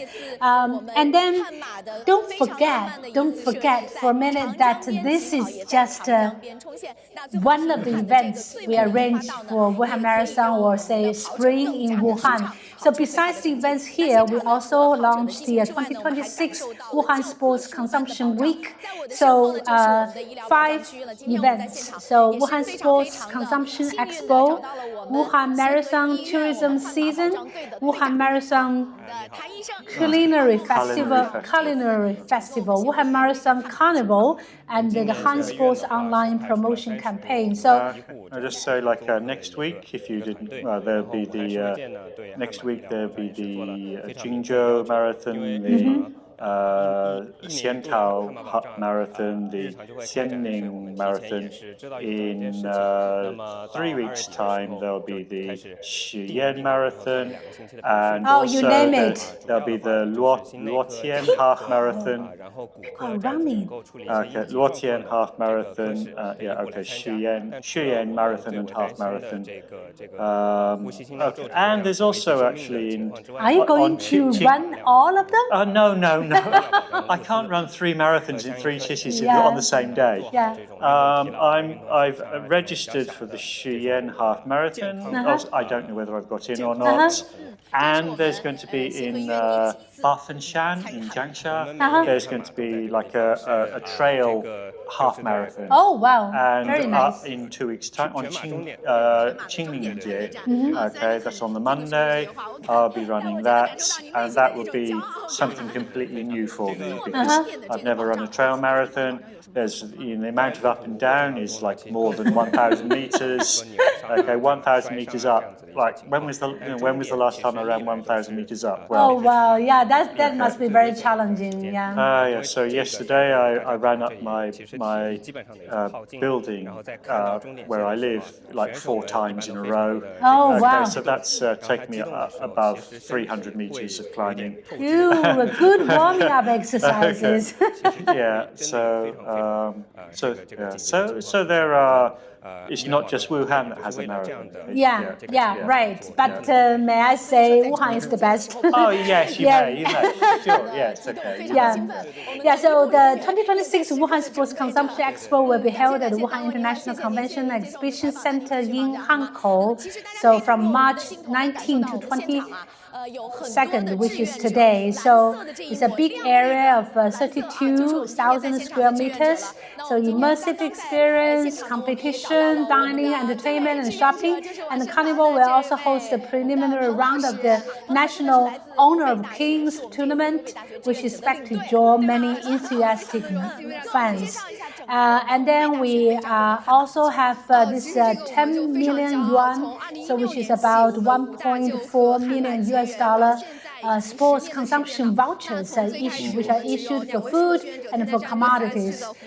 So Wuhan Marathon runners can enjoy it. There are good benefits, discounts, but ordinary people can also enjoy it as well. So this is one of the most important things you can Oh, yeah! I'm glad you had one. This free travel on Wuhan public transport. Okay, this is from 2019. I'm glad you still keep it.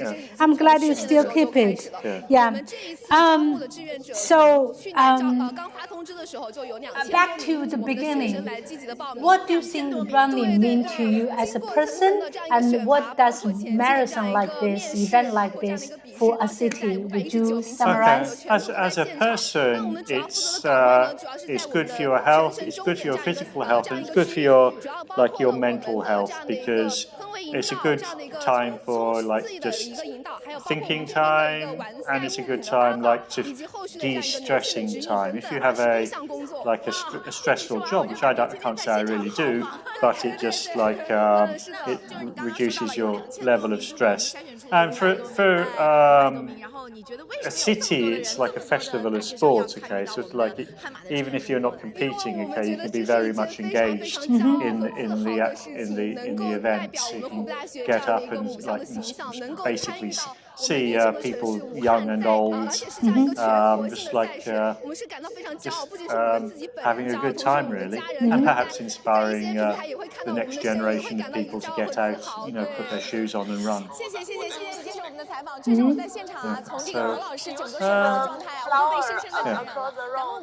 So I think lots of people watching today will want to run this marathon next year, or a marathon this year. It doesn't have to be this marathon.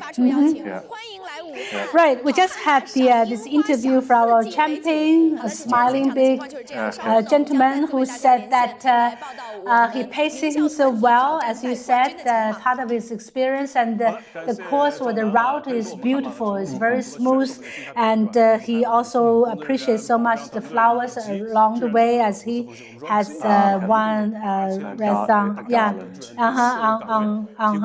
on him. So, which is very nice. And also for city, I think, like you said, that self-discipline, keep your spirit hard, keep yourself fit, but also a lot of teamwork, as I know that a lot of our neighbors or friends or high school classmates, they run together, they form a group on WeChat, and, just encourage people, support people to run together. So a very good team spirit. And also for a city, if you run, you have so many people run, that's a very good sign, right? That's a very good sign to lift up the spirit of the city. Oh, we have this young man from Chongqing University.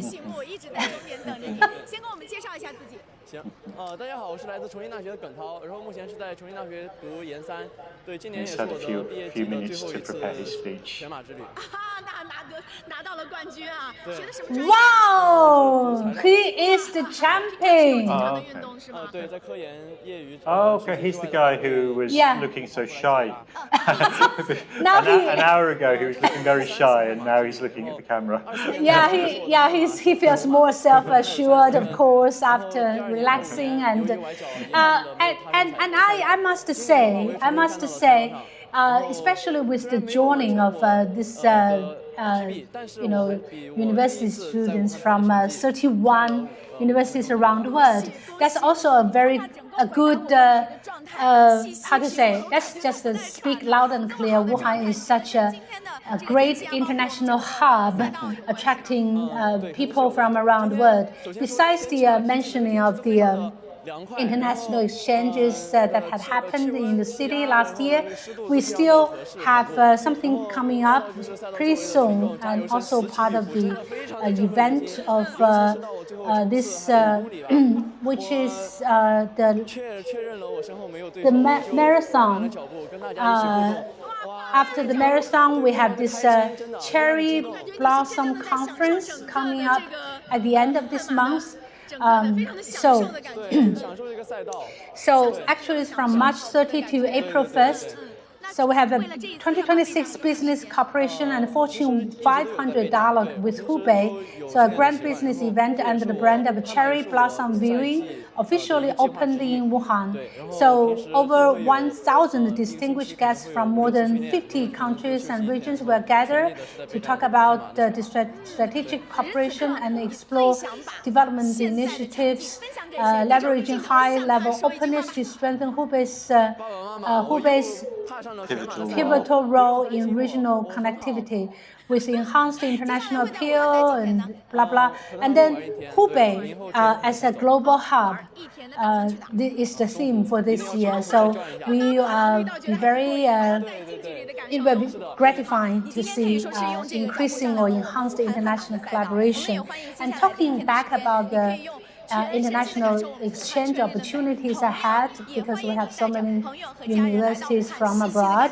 As a teacher or somebody in education yourself in Wuhan, I bet I have a guess that you have witnessed how students have, Chinese students have grown from, because I just had a little bit, because for my PhD dissertation, I researched on, the difference between Chinese education style and the Western. Ours were heavily influenced by Confucian way of teaching, which was a bad thing in many people's eyes. As they say, Chinese students are into memorization, without critical thinking. So what's your observation being here for 20 years? Do you see change?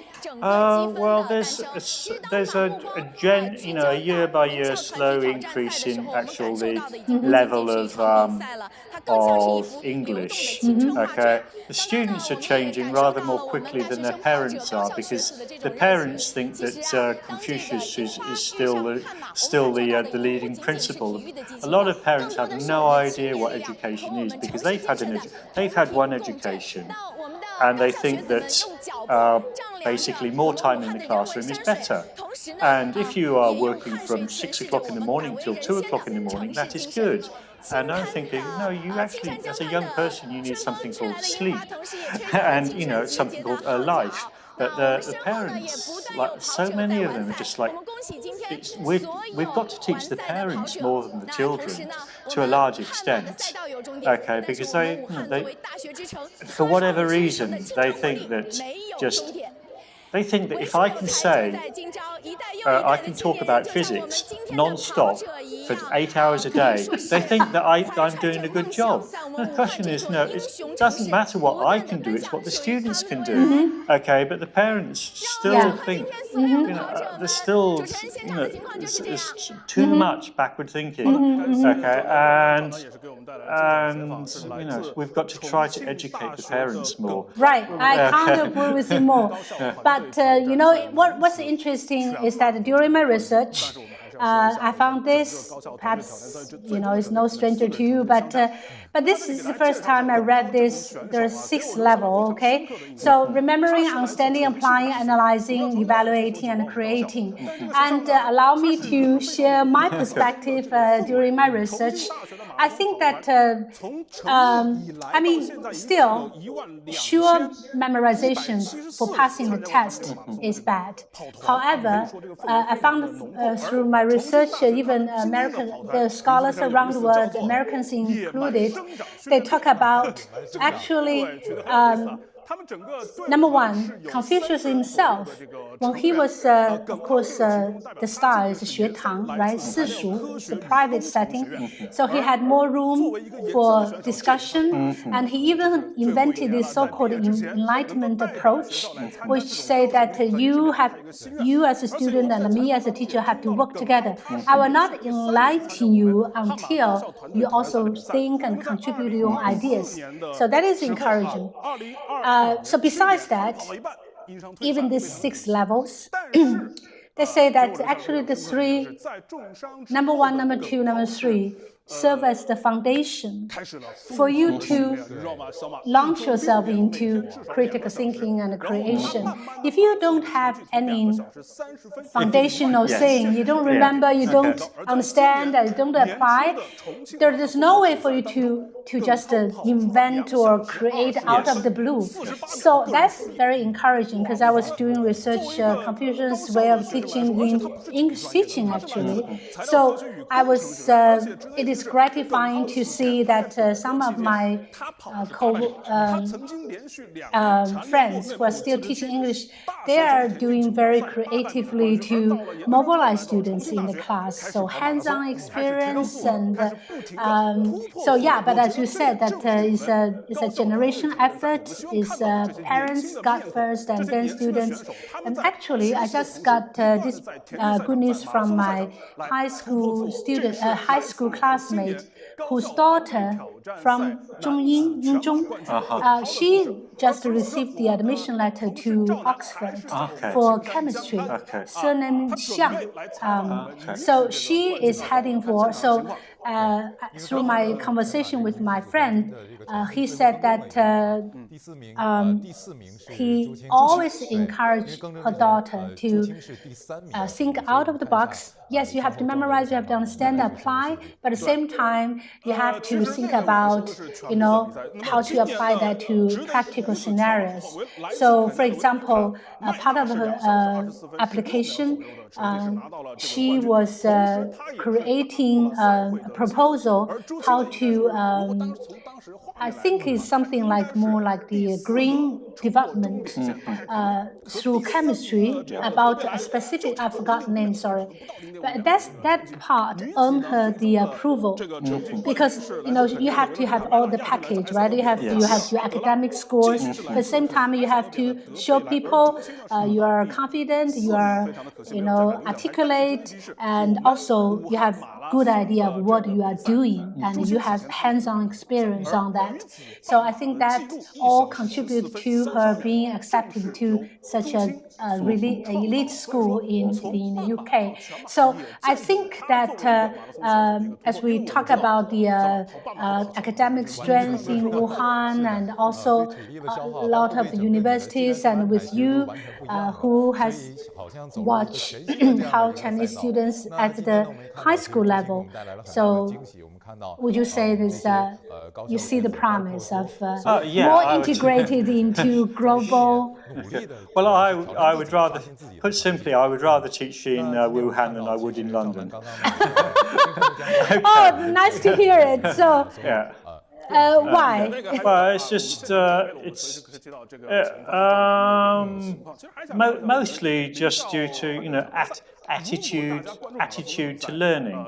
Now, I said something about the parents. Okay, I think they got very bad ideas, but their heart is mostly in the wrong place. But their mind is, they don't know what they're talking about, but their heart is in the right place.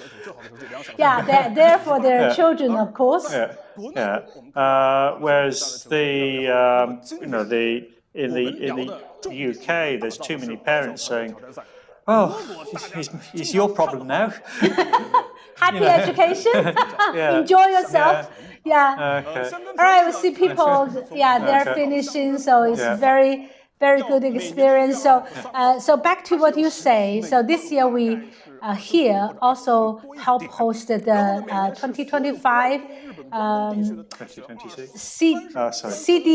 CDMUN City Clusters along the middle reaches of the Yangtze River Conference. So that's UK stuff, right? So we have, because last year marks the 80th anniversary of the founding of the United Nations. So we joined this event, so attracting nearly 150 delegates from Hubei, Hunan, and Jiangxi, and Hebei, and other provinces. So here, students, very great to see the students feel confident, feel self-assured, and they know what they're talking about. They represent which country and what they're going to do to help the country to develop. So last year, so this is one sign, very good sign. And last year here with CSCC, we launched the High Wuhan Short Video Global Competition Season 2. And here we have very exciting moments of an old gentleman from Australia cycling through Wuhan to see China through bridges. And then we also have, so he's 66 years old. And then we also have this Chinese gentleman work in Malaysia's Lupa Cross Sea Bridge So the largest single bridge currently under construction in Sarawak. So he talked about these days. So bridges are more than just the physical connection. It's more the spiritual connection as well. The cross-culturally, people are coming together. So with this gentleman coming from so his name is Su Hua, engineer from China Railway Major Bridge Engineering Group.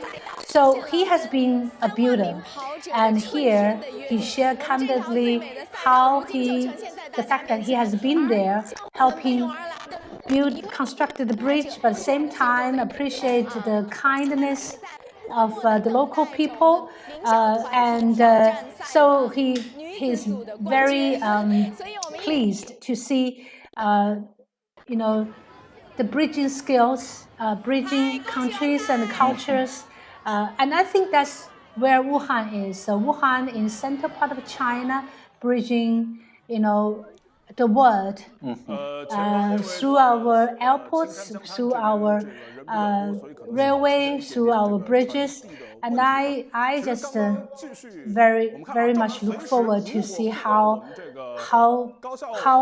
far we are heading into the year of 2026. Right, okay, and I'll reinforce those sentiments. I was just looking at the people crossing the line with not too many pained looks on their faces. Yeah, last year we also saw Renwen Philharmonic Choir. So RPC won the 10th International Youth Music Festival second, and Bratislava Cantat. Yeah.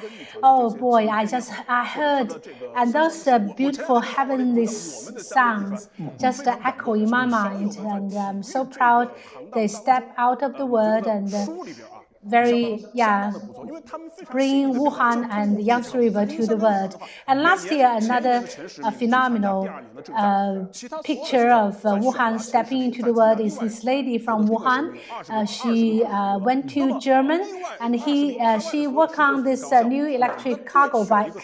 I think Grüne Reise über 1000 Meilen Chinas Angebot auf. Yeah, okay. Right. Green tour through the 1,000 miles. Yeah. So very proud that she brought Wuhan made or designed a cargo car, and they're appreciated by Germans. Think about German people who are very high on their standards, so very much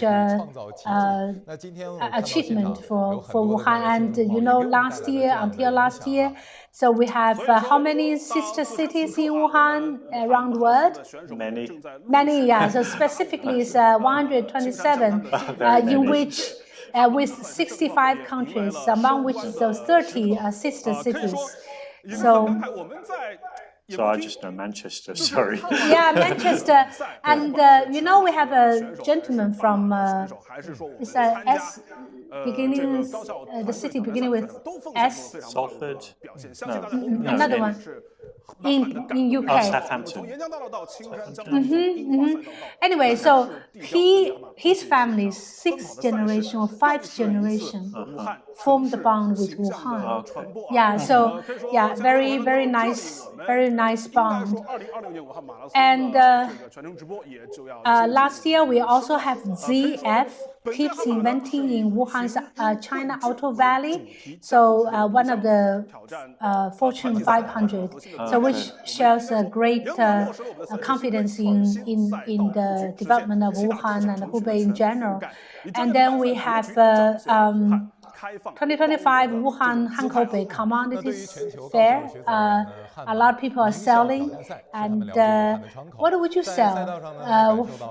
What do you think that UK sells to Wuhan, or what want Wuhan to sell to UK if possible?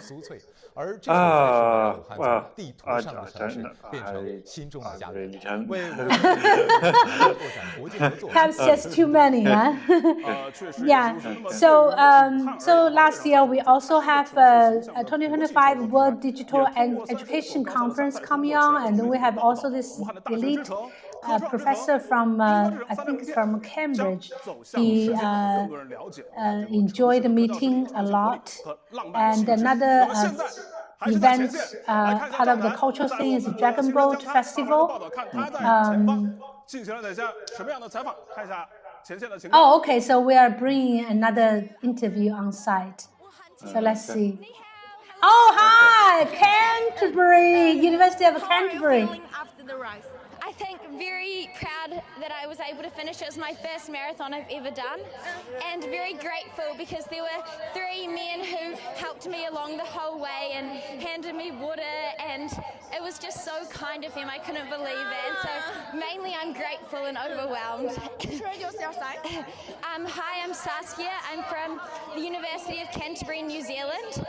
I'm in my master's doing mathematical physics, and I love running, and so yeah, it was great to get the opportunity to come to Wuhan, and it's just been, the marathon was a crazy experience, but just being in China is wonderful as well, and just soaking up every minute, so thank you, share. Wow, how nice happy to be done. Time to rest. Okay. Masters in mathematical physics. Wow, that's a very good. Yes, so I think I started off and I felt really good for the first probably 25 kilometers, and then I got really tired. I started pouring water over myself, and so I'm drenched.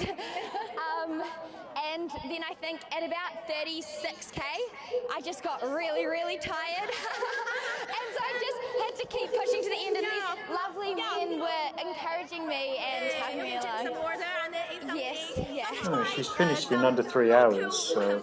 I absolutely will, once I don't feel sick from all the gels. Yeah. Do you try hot dry noodle? I tried a lot of noodles at dinner, but I'm not sure if I've tried what type of noodles. Yeah, I think I will in maybe 3 hours once I've recovered. How are you planning to go around and enjoying Wuhan? We're going to the So she finished in under 3 hours, which is a great time for first marathon. And we might. So she will get the ring. Yeah, I guess. Yes. The hero's ring. Just explore that, and yeah, even just walking around outside, seeing all the big buildings. I mean, compared to New Zealand, it's quite a crazy city. So, yeah. Well, there's more people live in Wuhan than live in New Zealand. So, in all of New Zealand. This is the best city. I think so. Looks like it. Thank you. Thank you. Good day. Oh, she's hobbling. Yeah, so that's a very impressive score. The first marathon, and then within 3 hours. So that's so great.